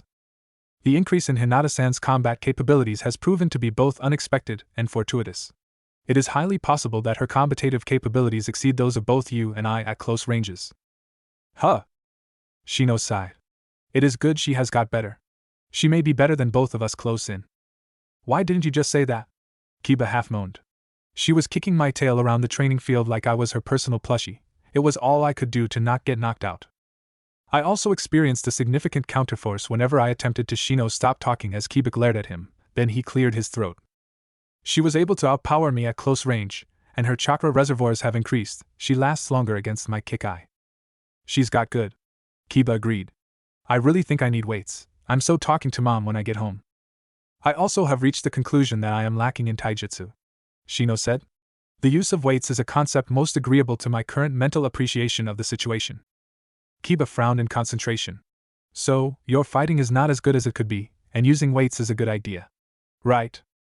Shino nodded slightly. That is approximately what I said, yes. Dumb it down for me next time. Kiba groaned. You and Hinata are the brains of the group. Until Hinata hammered me like that, I thought I was the brute strength. Heh. Have to do some serious training if I want to claim that title back. Her combat capability has indeed increased exponentially, Shino said. I admit to curiosity as to the origin of the unprecedented and unexpected increase in her skills and tactical acumen. Kiba stared at him. She has become very strong, I wonder how. Shino translated and Kiba shrugged. Dunno. How about we follow her on our day off and see if we can find out? Shino nodded. Hinata-chan. It is good to see your youthful face this wonderful morning. We were just about to begin our warm-ups. Would you care to join us? Thank you, Guy-sensei. I would, if it not too much trouble. You are always welcome, Hinata-san. Thank you, Lee-senpai. Kiba's jaw dropped as he watched Hinata remove her jacket and join the spandex-clad duo in their morning ritual of press-ups, sit-ups, and other exercises. Beside him and peering over his shoulder, Shino's eyebrows had risen above his shades. Several minutes passed, and then Kiba sighed. Hey, Shino, Hinata's really grown. How did she hide those? Shino turned to stare disbelievingly at Kiba, who was staring at Hinata, or more accurately at a certain portion of her anatomy as she did so. A brief glimpse of her lower abdomen as her t-shirt lifted slightly showed that she was well-toned enough that her musculature was visible. Wow. Kiba drooled. She's got a really honed body. Did you see those stomach muscles? Shiba's disbelieving stare intensified. We are here to see if we can adapt our teammates' training to aid in our own, not to salivate over her. But look at her legs, her arms, her buao. Shino lowered his fist as Kiba rubbed at the new bruise on the top of his head. Will you please be quiet? You didn't have to hit so hard. Kiba pouted. Hey, they finished. Lee, 10 laps around Konoha, go. Yash, Guy-sensei. As the young teenager blurred into the distance, Guy turned his attention to Hinata. Are you recovered enough for a spar, Hinata? Yes, Guy-sensei. No way. Kiba whispered as his teammate, and Konoha's taijutsu master squared off and began to spar. Instead of relying on the jukin, Hinata was using a flexible, sinuous style that Kiba vaguely recognized. Snake style, used primarily by Mitarashi Anko. Shino said quietly after a few minutes. Naruto's sensei uses it. It would seem that Hinata has been seeking out and incorporating multiple specialties into her supplemental training. Yeah, and she's learned some cool new stuff, too. Kiba whispered back as Hinata almost managed to land a hit. Shino facepalmed. Good morning, my youthful friends. Both Shino and Kiba leapt at the unexpected greeting, inadvertently revealing themselves to the sparring duo before them as they spun round to confront the person who had spoken out behind them. Kiba opened his mouth, but what came out was not what he had intended. Eyebrows. Shino facepalmed again. Please excuse my intellectually challenged acquaintance. What he meant to say was good morning. My name is Abirame Shino, this is Inuzuka Kibo, you already know our teammate Hinata. May we know your name? The green-clad black-haired boy posed with his thumb raised. I am Rock Lee, the second green beast of Konoha. It is my dream to prove that one can be a great ninja primarily relying on taijutsu. My Otuto Kazutora Naruto healed my inability to use chakra, for which I am eternally grateful. Otuto? Kiba whispered. Come, my newfound friends. Let me introduce you to my most youthful sensei. Shino fought down the urge to facepalm yet again. He was uncertain that he would make it through the day without developing a distinct red mark on his forehead. But at least he now had a chance to improve. So, it's not just Guy-sensei who teaches you? Kiba asked, a shocked expression on his face as he staggered back to his home, supported by both Hinata and Shino. Enko-sensei has taught me quite a bit, Hinata admitted, and Kakashi-sensei has taught me a couple of jutsu. That is quite impressive, Shino said from Kiba's other side. Your improvement seemed inexplicable until now. I am intrigued as to how you got permission from your clan to learn non-Hyuga jutsus, though. Hinata shrugged. If all goes well, I am to marry outside the Hyuga. As such, the elders don't care any more about forcing me to become a perfect Hyuga. I'm still working on increasing my chakra reserves. Kakashi-sensei says that if I continue to do so at the rate I'm doing, I'll be able to learn the Kage Bunshin before the year is out. Kiba whistled in shock while Shino raised his eyebrows. That is quite incredible. What inspired you to achieve such a feat? Hinata blushed. And Naruto? Shino nodded. I still don't believe you managed to do that, Kakashi said in a shell-shocked voice as they crested the ridge and came into sight of Tazuna's home. I mean, I knew your stealth skills were good, but managing to sneak into Gado's mansion and place a spy seal on him while he slept? That's just even for you, that's. Naruto chuckled and reached down to scratch Kaze's fur. Hey, sensei, I am unpredictable. And that outer wall wouldn't have been an obstacle even if I couldn't do the tree-walking skill. And you managed to put a transportation seal into his safe, so we can summon all the things stored inside whenever we want. Kakashi continued. Kami, how do you come up with these things? Naruto shrugged. It'd be easier if I knew the Hiraishin, but that died with my dad. Kakashi looked at him, an odd expression on his masked face. Didn't it? For a moment, Kakashi remained silent, then he looked round to check that they were still unobserved. There are 3 ninja in Konoha who are your father's elite guard. They know how to do a version of Hiraishin, but until you can reverse the council's decision. Naruto's face darkened, then he sighed. At least it isn't a completely lost technique. Maybe I'll be able to get one of them to teach me someday. Until then, I'll try to complete the Rasengan. You never told me how you're getting on with that, Kakashi said, and Naruto shrugged. After almost blowing myself up a few times, I set my Kage Bunshin to work on it. I've found 97 different ways of not doing it, 62 of which are very, very painful. Briefly. Kakashi blinked. I see. At least you're honing your Kage Bunshin skills. Yep. Naruto chirped. I have no idea where that myth that it needs you to split all of your chakra comes from. As long as you give each clone enough to remain stable for a while, it's easy. Kakashi nodded. I see. When we get back, I'm recommending that Sarutobi promote you to Chunin. Your skills are way too good for your current level. Naruto sighed. Won't do me much good, though. I still have too many enemies on the council for that to go through without one hell of a fight, and with kyuubi inside me and my super strength control still slipping whenever my emotions get too powerful, no girl will want to marry me. One will. Kakashi said absently, then he clapped his hand over his mouth, but the damage had been done. Really? Naruto asked, his entire posture reflecting his curiosity. Who? Do I know her? Kakashi shook his head in resignation. Hayashi would kill him for this. If he was lucky. Naa-ni-yai? Enko's head turned as the exclamation sounded, and she grinned before turning back to the trio of near-traumatized genin. Oh, looks like I can't play with you anymore. She mock-sighed. Kakashi's back, so you're going back to him. And all 3 of you are still alive. I must be losing my touch. Well, off you go. Get a quick wash and changed. The trio dashed inside before Enko could change her mind, and Enko grinned as familiar shapes began to come down the hill.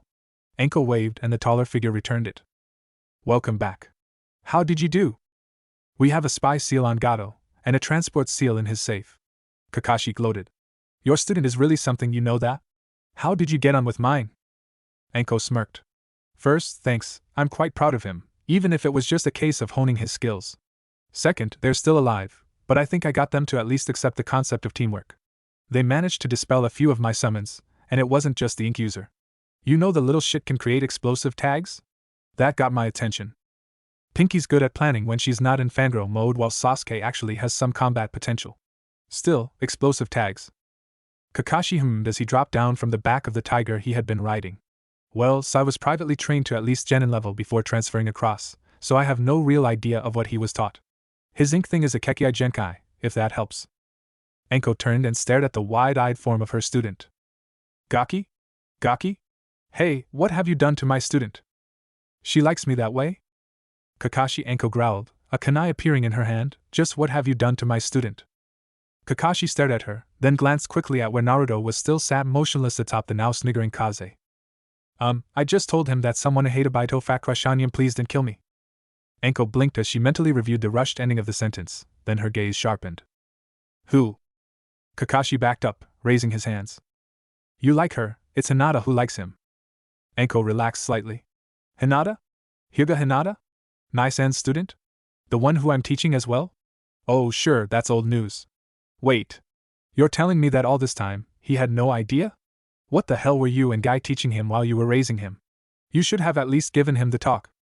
Kakashi vanished in a shunshin and Enko snarled before vanishing after him, leaving Naruto and the dozen tigers behind. She really likes me like that.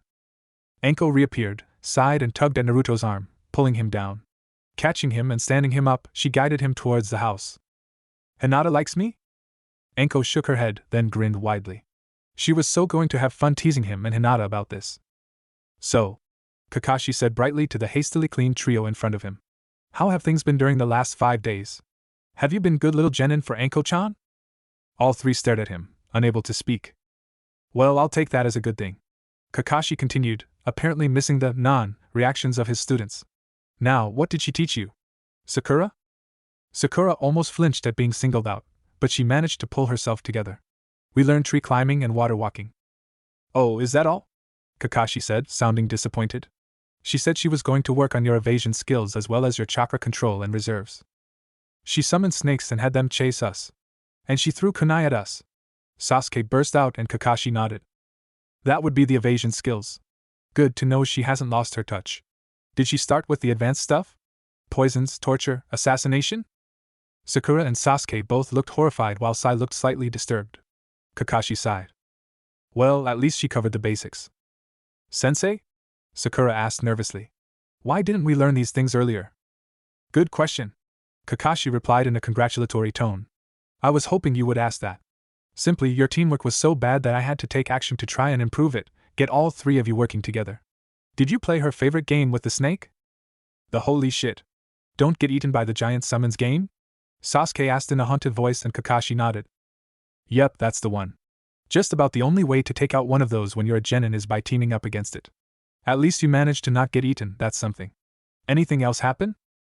Sasuke looked up and Kakashi almost froze as Sasuke's black eyes flashed red. I activated my Sharingan during that game.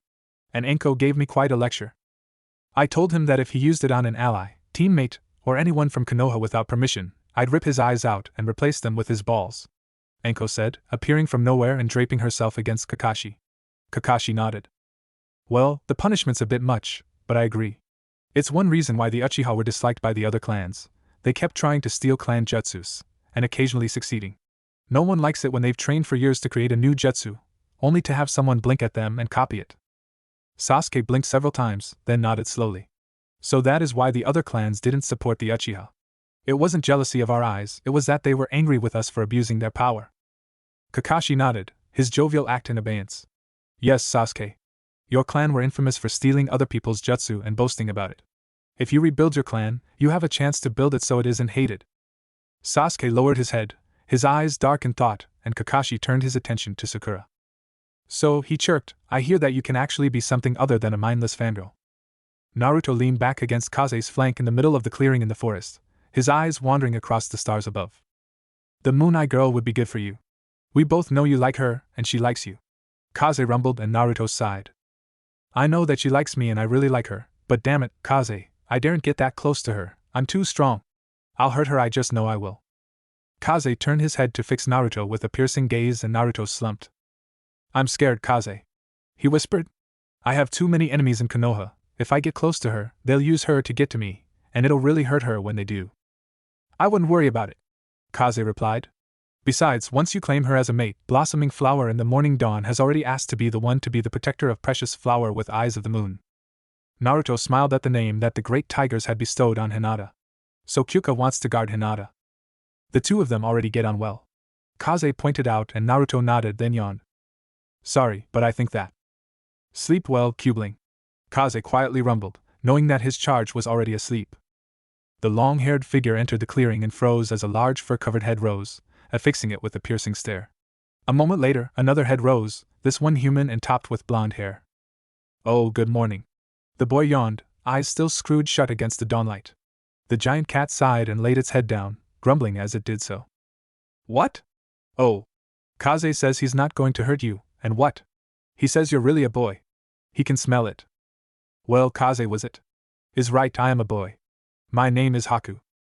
The blonde rubbed at his eyes and yawned again, leaving Haku intrigued as to how he could yawn like that without dislocating his jaw. Nice to meet you, Haku. I'm Kagetora Naruto, and this heap of fur is Kaze. A growling rumble sounded and Naruto vaulted over Kaze, slapping him as he did so. Oh, stop complaining. When you sprawl out like that, it's what you look like, a great big pile of fur. Don't you agree, Haku? Haku noted the eye slitting open to look at him, and the ear twitching slightly. I think he looks amazing, even lying down, Haku said quickly. I've never seen a cat as big as him. He's my friend, Naruto said, turning to glare at the sniggering feline. Even if he does insist on trying to pounce me whenever he gets bored. So, what are you doing out here this early? My friend is hurt, and I'm getting some herbs to help him get better, Haku said, his eyes widening as Kaze heaved himself to his feet, looming over Naruto. Naruto followed his gaze. Oh, don't be scared. Outside battle, Kaze's just a giant kitten. Yes, you are, and we both know it, so stop growling at me. Haku managed to not laugh as Kaze rolled his eyes before letting out a giant sigh and lowering his head. Naruto laughed and reached up to scratch Kaze between his ears. A rumbling purr soon started to echo around the glade. So you need herbs, Naruto said, inadvertently reminding Haku of his mission. I can help, I'm a ninja, I can do anything. Or Kaze, who asked you? Ignore him. Haku giggled, then held out the basket he was carrying. I'm looking for more of these. Naruto walked over and picked one up. Taking a few sniffs, he dropped it back into the basket and inhaled deeply, eyes closed. Over there, come on. Haku followed him as he headed towards a shaded portion of the glade, where a small area was thickly covered in the herbs. With a grateful smile, Haku started to pluck some from the ground. That was amazing, Haku said. What else can you do? Naruto grinned. I can do loads of jutsu, but I'm best in a close-in fight cause I'm super strong. I've learned loads of stuff and can do really cool things like this. Haku stared at the blue swirling sphere in Naruto's hand, then up to Naruto's grin. That is really amazing. Yep. Naruto smirked. It's called the Rasengan. Are you sure he said Rasengan? Haku nodded. It was a blue sphere of chakra. I'd never seen anything like it before. Zabuza slumped back into the embrace of his chair. Great. We're up against copycat Kakashi, the snake mistress, and the kid swordsman who has one of the jutsu of the Yondaime Hokage. And at least one giant tiger, Haku said quietly. It stood 7 feet tall, at the shoulder. Zabuza closed his eyes and massaged his forehead. Damn it, are you sure you got away safely? I did, Haku said. I used my mirrors to cover some of the distance, and to break my scent trail. Made it hard to find again. A familiar voice said from the doorway, and Haku spun round with a gasp. In the doorway, Naruto grinned at him, flanked by Kakashi and Anko. Haku's gaze darted round and panic rose in him as he saw at least one giant tiger guarding each of the windows, looking in with interested expressions. I had a lot of help and I had to use my special transformation technique, Naruto admitted, rubbing the back of his head, but I managed to find you. I don't want to fight you, so can we hire you instead? Zabuza stared at him. What? How would you like to become ninja of Konohagakure? Kakashi asked with a smile visible under his mask. What? Araf. It's Zabuza. Zabuza stuck his finger in his ear and wriggled it slightly, then turned to face Kakashi. Got quite a set of lungs on her, hasn't she? Kakashi nodded while behind them, Haku giggled slightly. Sensei. It's Zabuza. And? Kakashi's simple query caught Sakura completely by surprise and she stared at him as if he'd gone mad. From the stairs, Sasuke stared at them wide-eyed while Sai merely cocked his head in slight confusion. We proved to Zabuza that Gato was planning to betray him and kill him rather than pay him, so Zabuza's accepted our offer of employment, and will join Konoha once our mission is over. Come on, Zabuza, I think Naruto wanted a rematch. Sure thing. That kid has potential. Haku, get settled in and ask Anko what needs doing. I'll be playing. The three genin watched as Kakashi and Zabuza walked off, then Sakura blinked as Sasuke walked past her. Good morning, my name is Uchiha Sasuke, last of my clan. May I know the name of such a beautiful girl as yourself? My name is Haku and I'm a boy. Sasuke froze, as did Sakura. You're a boy. Haku finished with a slight smile. For almost half a minute, everyone was motionless, then Sasuke seemed to crumple bonelessly onto the floor. Sakura yelped and dashed over to check the collapsed boy was alright while Tsunade and Inari, who had managed to recover from their shock, started to giggle. Does he do that often? Haku asked and Anko shrugged. No idea, brat. Anyway, you're in with the genin, since you're about their age, while Zabuza's in with Kakashi and myself. Heh, now there's 3 jonin, we can do a proper watch rotation. Battle cries and the sound of metal striking metal echoed and Anko glanced round. Wow, I gotta see this. Pinky, once Emo's up, get Haku settled in. I've gotta see what Zabuza's teaching my Gaki, and if I can learn any of it. See ya. They watched Anko jog off and then Haku turned back to face Sakura. Do you want help carrying him to where we are sleeping? What do you mean, Zabuza's vanished? How the hell am I going to kill him and claim his bounty if he's not around for me to turn on? Gato's voice rose from the square of parchment on which a complex seal was written. The 3 jonin, 4 genin and unranked shinobi crowded round to listen. I don't care, we need to stop that damned bridge from being finished. Summon everyone, we move out at dawn tomorrow. Yes, even the Nuke-nin. I want Zabuza's head on a platter. Zabuza growled while Haku cocked his head in confusion. Why are we only hearing Gato? It's the way the seal works. Naruto explained. It was in a Fuinjutsu book and is a spy seal meant for undercover operatives. It only transmits what they say since it relies on detecting and transmitting fluctuations in the user's chakra that correspond to speech. Haku's eyebrows rose during the explanation. Impressive. So, that'll be a dozen Nuke-nin in addition to how many? 140? Should be plenty. Kakashi mused. Naruto, we may need your friends for this. Hell yeah! Zabuza enthused. Those cats of yours are each at least high genin, low chunin, boosts our numbers and the other side will have no idea what the hell they are. Heck, first few times I sparred against them, I ended up getting licked. Literally. Haku managed to hide his chuckle as a cough, but Zabuza glared at him suspiciously. So, when Gato chooses to deploy his minions, we keep Tazuna here. With a few clones for security. Anko interjected. With a few clones and my genin for security while we ride the great tigers into battle and send Gato's surviving minions running. Kakashi continued. And if Gato's not there, we track him down. Sounds like a plan? Has my vote. Zabuza grinned under his mask. But why leave your genin here? They could be useful. As a distraction, if nothing else. Kakashi sighed. Anko's just got them working together. I'd rather not traumatize them out of being able to perform teamwork after all that effort teaching them. Gato fumed as he strode towards the bridge. His primary disposable weapon, the Nuke-nin Zabuza, had vanished, leaving him to recruit new ninja to take down the Konoha-nin that the damned bridge builder had somehow conned into protecting him. At least he'd been able to get another 8 Nuke-nin overnight, bringing the total up to 20, although only 16 were with him. And with close to 200 thugs in his army, there was nothing that could stop him. He bumped into the ninja who was walking in front of him. The man had stopped. What's going on? Gato yelled, forcing his way through to the front ranks of the mob. Breaking through, he looked round and felt his breath catch in his throat. I didn't like it that you were planning on backstabbing me and my son. Zabuza drawled from his position atop the largest feline that Gato had ever seen.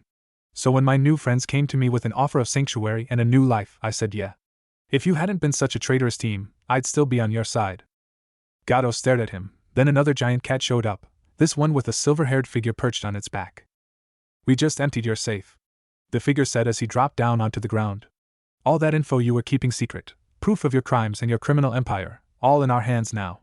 Even if you somehow survive this, you're going down. Kakashi-sensei. Yet another cat rider appeared, this one blonde. One of my clones just dispelled. Gato sent 4 Ronin and Nuke-nin to seize Inari and Tsunami. Sai took one down, Sasuke took down the second, Sakura KO'd the third and my clones mobbed the last one. Sasuke wants to know if he can have one of the swords. Gato felt his blood freeze as his intended trump card was destroyed. Well, said yet another cat rider, causing Gato to start sweating, this looks like fun. How many ninja? 16. The silver-haired one said. None of them above high chunin. No problems. Dibs on Gato. Zabuza snarled. I want to chop his damned head off. I have a better idea. The blonde said.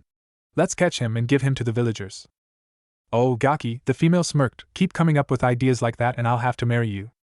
Gato gulped as the tigers crouched, ready to attack.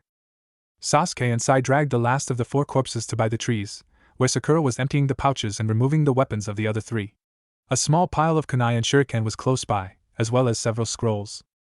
Dibs on the Chikuto, Sasuke said, and Sakura nodded as she opened the scrolls to check them. The kunai are probably only good for scrap, Sai said, picking one up and looking at it curiously.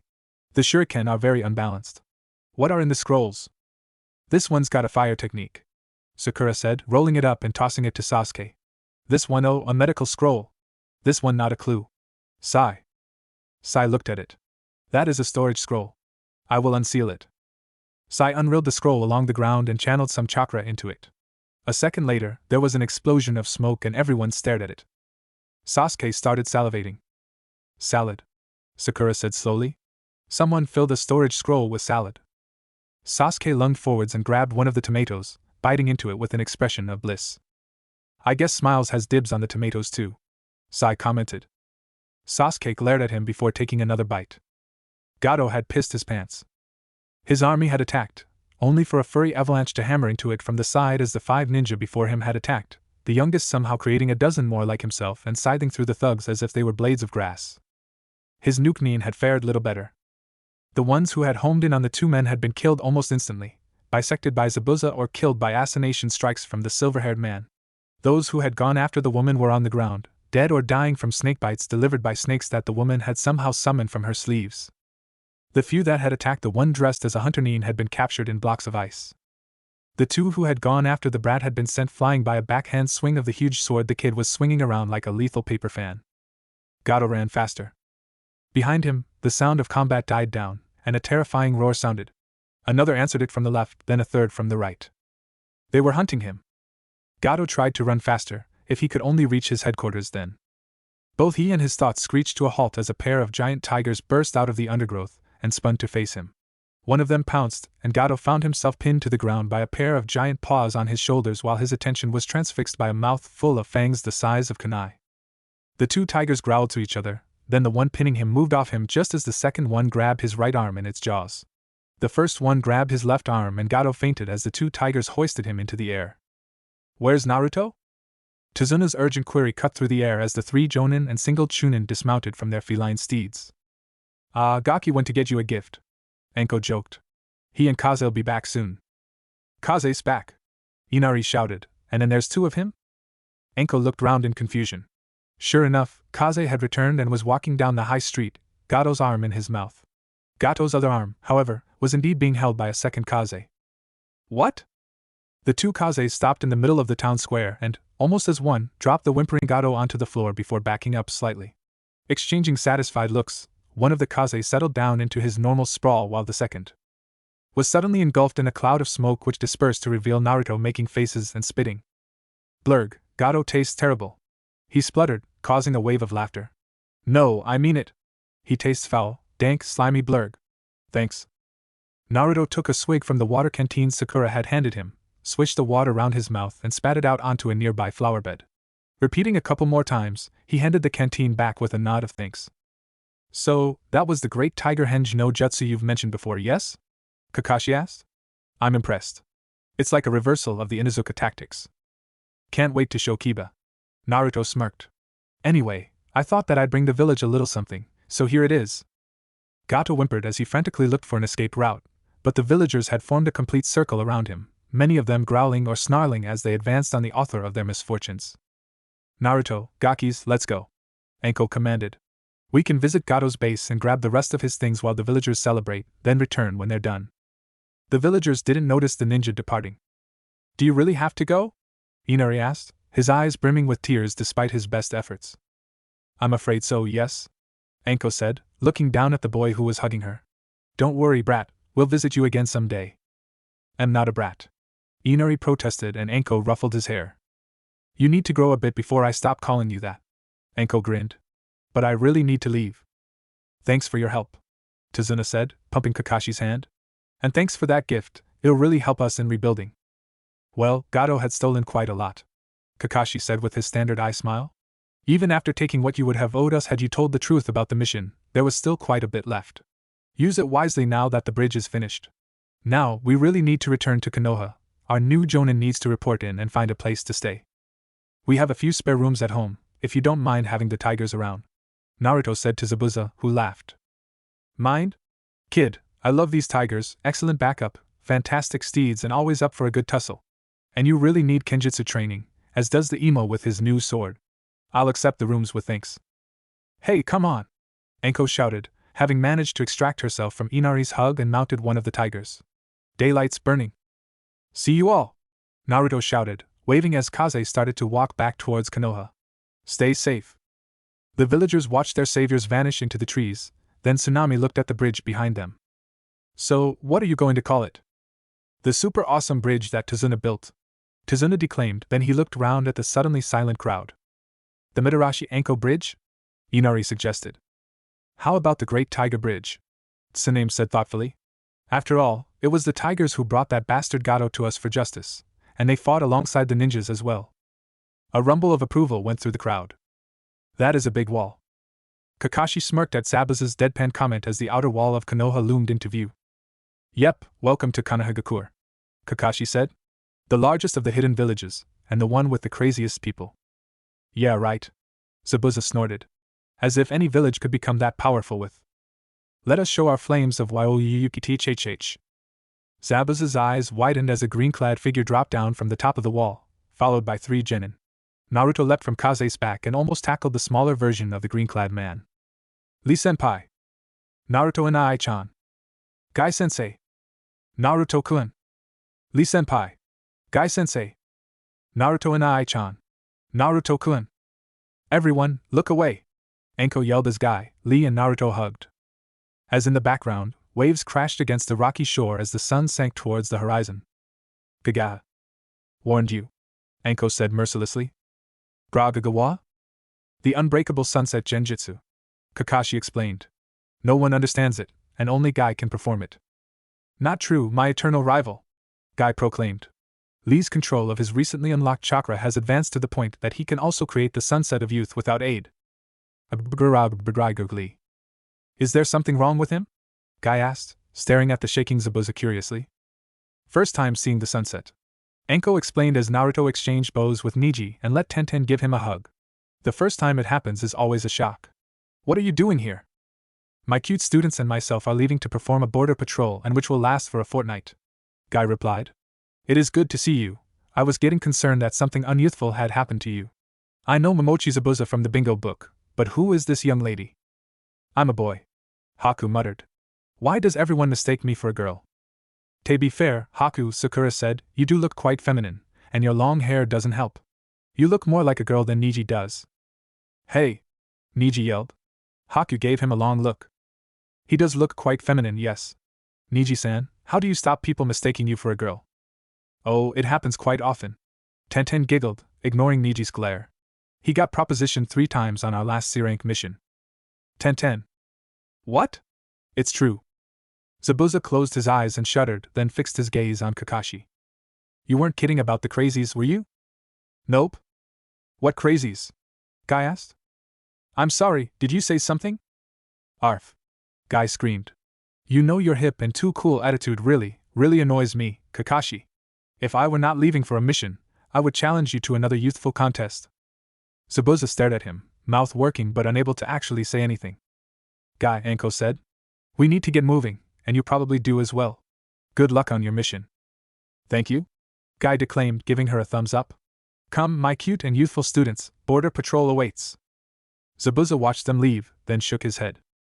Please tell me that he's the worst. Anko laughed. Guy's the resident taijutsu master, and shouts about youth.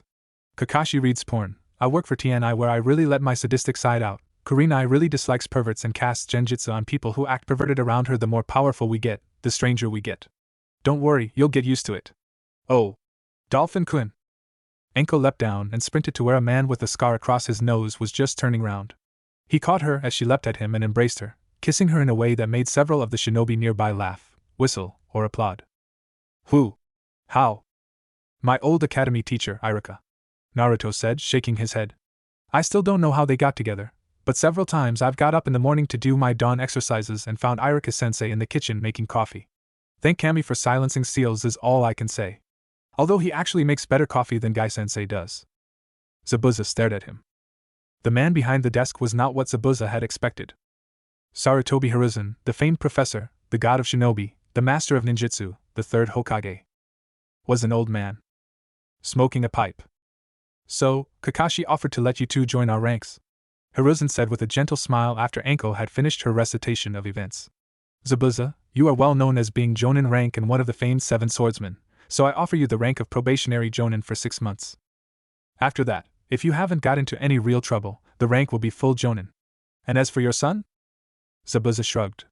Haku is as a son to me, but I never officially adopted him. And there are people out there who would kill me and him if I gave him the name Momochi. Hiruzen looked thoughtful, then glanced over to Naruto. Yes, Naruto? Gigi, can I adopt Haku as my cousin? Kagetora Haku sounds good. If Haku agrees, then I see no reason why not, the Hokage said. Although as your adopted cousin, he will not become the leader of the Kagetora clan while you are still alive, your claim has primacy. That's cool, Naruto said, and then his smile became an evil smirk. And I think it's time to choose my regent to hold my council seat until I come of age. Zabuza? Zabuza stared at him, then started to chuckle. Within a minute he had slumped to the floor and was holding his sides as he howled with laughter. Once he recovered, he looked across. You realize what a fuss this will cause, right? Naruto shrugged. The council removed my lineage and inheritance. I can't think of anything better than having my uncle there to glare at them until I'm old enough to take over. Uncle? Zabuza said slowly. Sure, kid, as long as Haku agrees. Haku nodded. A clan with not one but two Kekai Genkai's strength and ice. Hiruzen grinned. And having you on the council will make us a more valid choice for any Nukenin from other countries who wish for a new start, thus giving us the chance to grow even stronger. And it'll convince the civilians to finally stop screwing with me and my clan. Naruto grinned. They'll be too scared to try, since they'll be terrified about what I might come up with next. For a bunker, this is a very nice home, Haku said as he walked down the spiral stairs after finishing unpacking the things in his room. I am really impressed by the training areas and the storage facilities. You are building up quite a library. I agree, Zabuza said as he followed his adoptive son. By the way, with us, all 6 of those rooms are now in use, so who else lives here? Well, Naruto said as he carried the large pot of stew through and placed it on the table while Anko followed with a basket of bread rolls. There's you too, me, of course, Anko-sensei, Kakashi-sensei and Guy-sensei. Zabuza almost tripped at that. Wait, that spandex-clad freak lives here? He's fine once you get used to him, Anko replied quickly. You just need to nod whenever he says anything about youth, then try and get away before he does that sunset genjutsu. What's wrong with the sunset genjutsu? Naruto asked as he reemerged from the kitchen, bowls and cutlery in his hands. Naruto's seen it so many times that he's immune, Anko explained to the 2 shell-shocked ninja. Heck, he's the one who helped Lee to learn it. Both Zabuza and Haku stared at Naruto, who shrugged helplessly. It was an accident. Anko shook her head and helped herself to some of the steaming stew, grabbing a couple of rolls to keep it company. Zabuza and Haku followed her lead and Haku took a small taste. Wow! This is really good. Thanks, Naruto said modestly as he filled his own bowl, but it's nowhere near as good as Guy-sensei's cooking. Bushy Brow's cooking is better than this? Zabuza asked disbelievingly, looking at Anko for confirmation. When she nodded, his non-existent brows rose in shock. I think I can put up with him in that case. Guy-sensei often brings his team here for team-building meals, Naruto said with a smile. Kakashi-sensei said that now his team has improved, he might do the same. That reminds me, Anko said. Kurenai passed a message to me for you. The Hyuga clan wants to speak with you mid-afternoon. I'd suggest formal wear. Naruto stared at her. But Anko-sensei, I don't have any formal wear. I ordered some for you before we went to Wave, a formal kimono made of the same material as your normal things, as well as some funeral clothes since just in case. You never know when you might need them, Zabuza agreed. Naruto glared at them. Naruto paused and swallowed nervously at the sight of Hyuga Hayashi stood motionless in the entrance to the Hyuga grounds. Taking a deep breath, he resumed his walk. Don't panic so much, Kit. If things go wrong, you can always summon your sword and cut your way out. Thanks, Kyuubi-sama, Naruto replied. I'm still nervous though. What do you think they want? I have no idea, Kit, but I don't think it's anything bad. Just stay calm and composed, and don't break anything fragile. You know, doors, walls, mountains, that kind of stuff. Naruto managed not to laugh at Kyuubi's joke as he covered the remaining distance to the entrance where, remembering the lessons Anko had drilled into him, he bowed. Good evening, Hyuga Hayashi-sama. Thank you for inviting me. Greetings, Kagetora Naruto-san. Thank you for responding to my request. Please come with me. Don't ask what he wants, Kit. Kyuubi warned before Naruto could open his mouth. He will tell you when he is ready, and not a moment before. Thanks again, Kyuubi-sama. Naruto followed Hayashi to a private room where, to his surprise, Hinata was waiting. As they entered, she rose to her feet and bowed deeply to him. Feeling even more nervous than before, Naruto bowed back. Please be seated.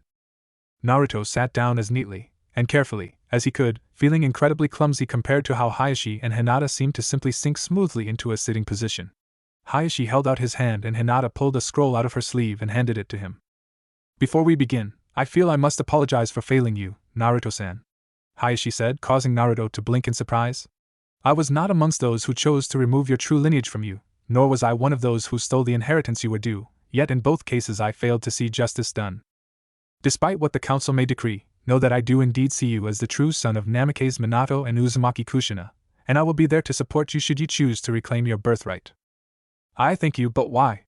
Naruto asked, totally confused. I don't understand. Hayashi sighed. The answer is complicated, but I will try to explain.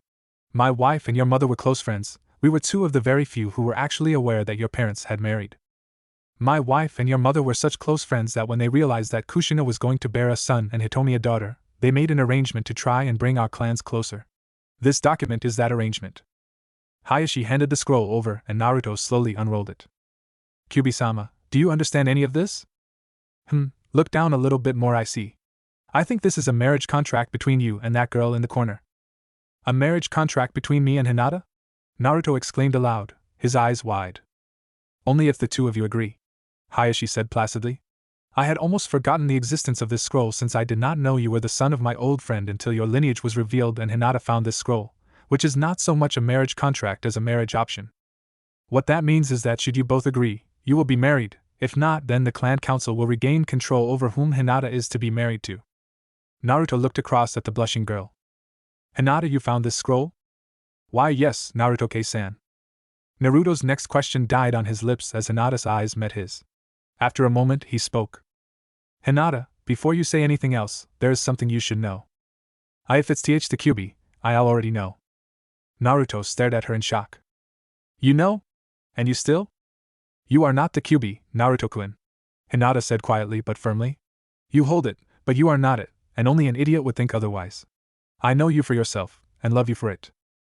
For several seconds, a deep silence held the room, then Hinata suddenly blushed and fainted. Hinata-hime! Before Hinata could hit the ground, Naruto had managed to catch her, then he froze. Hayashi-sama, Naruto winced as he looked round, then his eyes widened as he saw the slight smile on Hayashi's face. I am glad to see that you care for her a great deal, Naruto-san, Hayashi said quietly. Now, we need to discuss certain arrangements. So, Anko chirped from her position on the settee, curled up in Irika's lap as he frowned over the shogi board between him and Haku. How did it go? Naruto blinked a few times, then managed to pull himself out of his daze. It went amazing. He grinned, causing both Haku and Irika to look up from their private war. Anko, I'm going to marry Hinata. She wants me and she's really nice and Hayashi approves. He even apologized for not managing to stop the council being so damned stupid. Anko's eyebrows rose in shock, then a wide grin plastered itself onto her face. The old stick actually apologized for something? Wow, he must really mean it. And you and Hinata are engaged? Naruto nodded, then he froze. Oh Kami, she said she wanted to move here, but all the bedrooms are taken. You still have spare barracks? Anko noted and Naruto shook his head. No. That won't work, I can't just dump her in the barracks, she needs her own room. I have an idea, Irika said, interrupting Naruto before he could work himself into a panic. Since you want what is best for Hinata, how about? What are we doing here? Kiba asked, looking round in confusion as they came to a stop outside the Hyuga compound. And where's Hinata? Hinata's inside, Kurenai said with a smile. She's been preparing for this mission for the last fortnight. Kiba gave Kurenai a confused look. That is an interesting statement, Shino said. Since this mission is a simple D-rank moving mission, transferring furniture and belongings from one place to another, when that fact is combined with your statement, it seems that we are here to aid Hinata-san in moving her items to a place outside the Hyuga grounds. Kiba stared at Shino and Kurenai nodded. Very good, Shino. Now, any idea where she's going? Kiba shrugged. So she's got her own apartment somewhere, right? Shino looked at the two guards at the door. From the lack of anger pheromones in your own actions, Kurenai-sensei, I deduced that Hinata-san is not being exiled from the Hyuga clan, which was the most probable reason for a Hyuga to leave the clan compound. In addition, Hinata-san was the subject of an unfortunate incident when she was 3, so wherever she is moving to must have security on par with the Hyuga clan if they are allowing her to leave without fuss. This implies another clan compound, which in turn implies a betrothal. Kurenai-sensei, is this Hinata-san's idea? Kurenai nodded with a smile. Yes, and her father approved. Then there is only one logical destination, Shino said. I thought I had seen them spending more time together since he returned from his mission. Who? Where? Kiba asked, his face showing that he had not followed the logic. Shino looked at him. Kiba, you may need to keep Akamaru close by your side when we arrive at our destination. You may enter, one of the guards interrupted. Kurenai nodded in thanks and led her 2 students inside to where her 3rd student was waiting, along with a giant white tiger. Kiba gulped as he looked at it. Oh Kami, we're headed there? Thank you for coming, Kiba-san, Shino-san, Kurenai-sensei, Hinata said with a small smile. Kyuubi has agreed to carry some of the load for us. We're headed to Tiger Forest? We'll get eaten. Okay, despite the tigers, this place is pretty cool, Kyuubi said, looking round as he entered the bunker, Akamaru hiding in his jacket from the giant tigers that were watching him with idle curiosity. Up this way, Hinata said, ascending the stairs. My new rooms are up here. Rooms? Kyuubi asked, leaping up the stairs to follow his teammate. I thought that Kurenai said that all 6 bedrooms were taken. Who moved out? Naruto-kun arranged to have one of the barracks converted into my own apartment. Hinata explained. Since each of the barracks has a small bathroom at the end, it wasn't hard to refit it to give me a proper bathroom and a kitchen/living room for my own use, as well as a bedroom. Kyuubi stepped through the door after Hinata and looked round, his eyes wide as Hinata switched on the lights. Wow, nice place. Thank you, Hinata said as Shino and Kurenai entered. Before you ask, the bathroom's beyond my bedroom and this is the kitchen/living area. If you can put the scrolls and bags in that corner, please. Thank you. So you get a small apartment of your own here? Neat. Yes, Kyuubi, but when I marry Naruto-kun, we've agreed that he will move in here with me. Hinata smiled. This means that this flat is for Naruto-kun as well as myself. Where does this door lead? Kyuubi asked, opening the door set into the side of the room. That's the last of the barracks chambers. Hinata explained quickly. Naruto and I decided to keep it empty so that when we have children, we can put their rooms there. A logical and intelligent example of forethought, Shino said, studiously ignoring the blush on Hinata's face as he glanced through the open bedroom door. If that barracks is the same size as this one, you will be able to fit 5 bedrooms equal in size to your previous bedroom in it. Hinata's blush deepened as Kyuubi returned from exploring the empty barracks. This place is incredible. Hey Hinata, can you give us a tour? Hinata-heim? Naruto-kun. Hinata vanished so fast that both Shino and Kyuubi were left staring at the place she had been standing. Did she learn Shunshin? No, she just ran very fast to meet her fiancé. Kurenai chuckled from the doorway. Come on. Kyuubi followed his sensei back down the stairs, where Hinata was just finishing giving Naruto a long kiss while Zabuza, Anko and Haku smirked at the scene before them.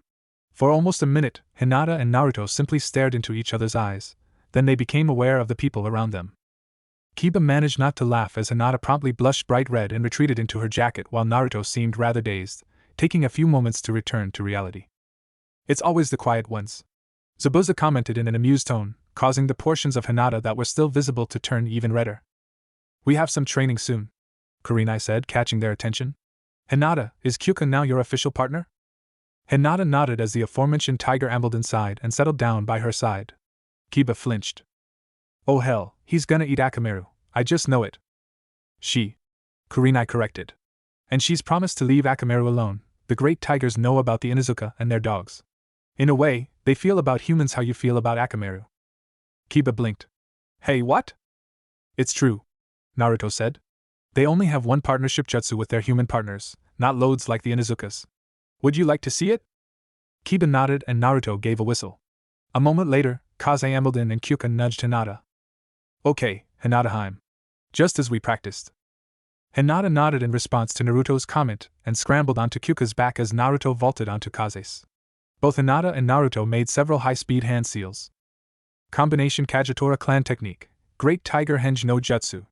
They both shouted and vanished in a cloud of smoke. When it vanished, it was to show Kaze and Kyuubi both stood there, each with a virtually identical copy of themselves stood on their backs. The copies quickly stepped down and Kurenai walked over to take a closer look. I'm impressed, Naruto. The only way to tell the difference between you and Kaze is your eye color, she said with a smile. Naruto released a purr and walked over to Hinata, nuzzling her cheek. And Hinata, it looks like you have your Byakugan in this shape, Kurenai said slowly. Can you use it?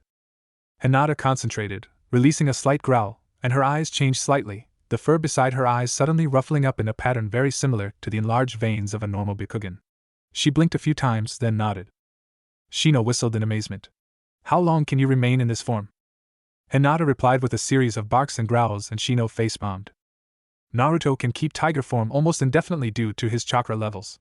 His strength has carried over as well, Anko said. We had Hayashi help with testing Hinata's tiger form, and we think she can hold it for maybe 8 hours before she needs to rest. I'm impressed, Kyuubi said slowly. How long have you sorry? Anko-san, how long has Hinata been able to do that? Kyuubi and Hinata managed to synchronize enough to do it 3 days ago, Anko said with a smile as Naruto playfully nipped at Hinata's tail, and she responded by chasing him outside. Since then, Hinata's been learning how to move properly in that shape. That will help with long-distance missions, Kurenai said thoughtfully. If Kyuubi agrees to carry one or two of us and Hinata carries whoever's left over when Hinata returns to normal, I'll have to talk with her about it. Hey, come here, Kiba called from the door. You gotta see this. Hinata just pinned Naruto for the second time. Go Hinata.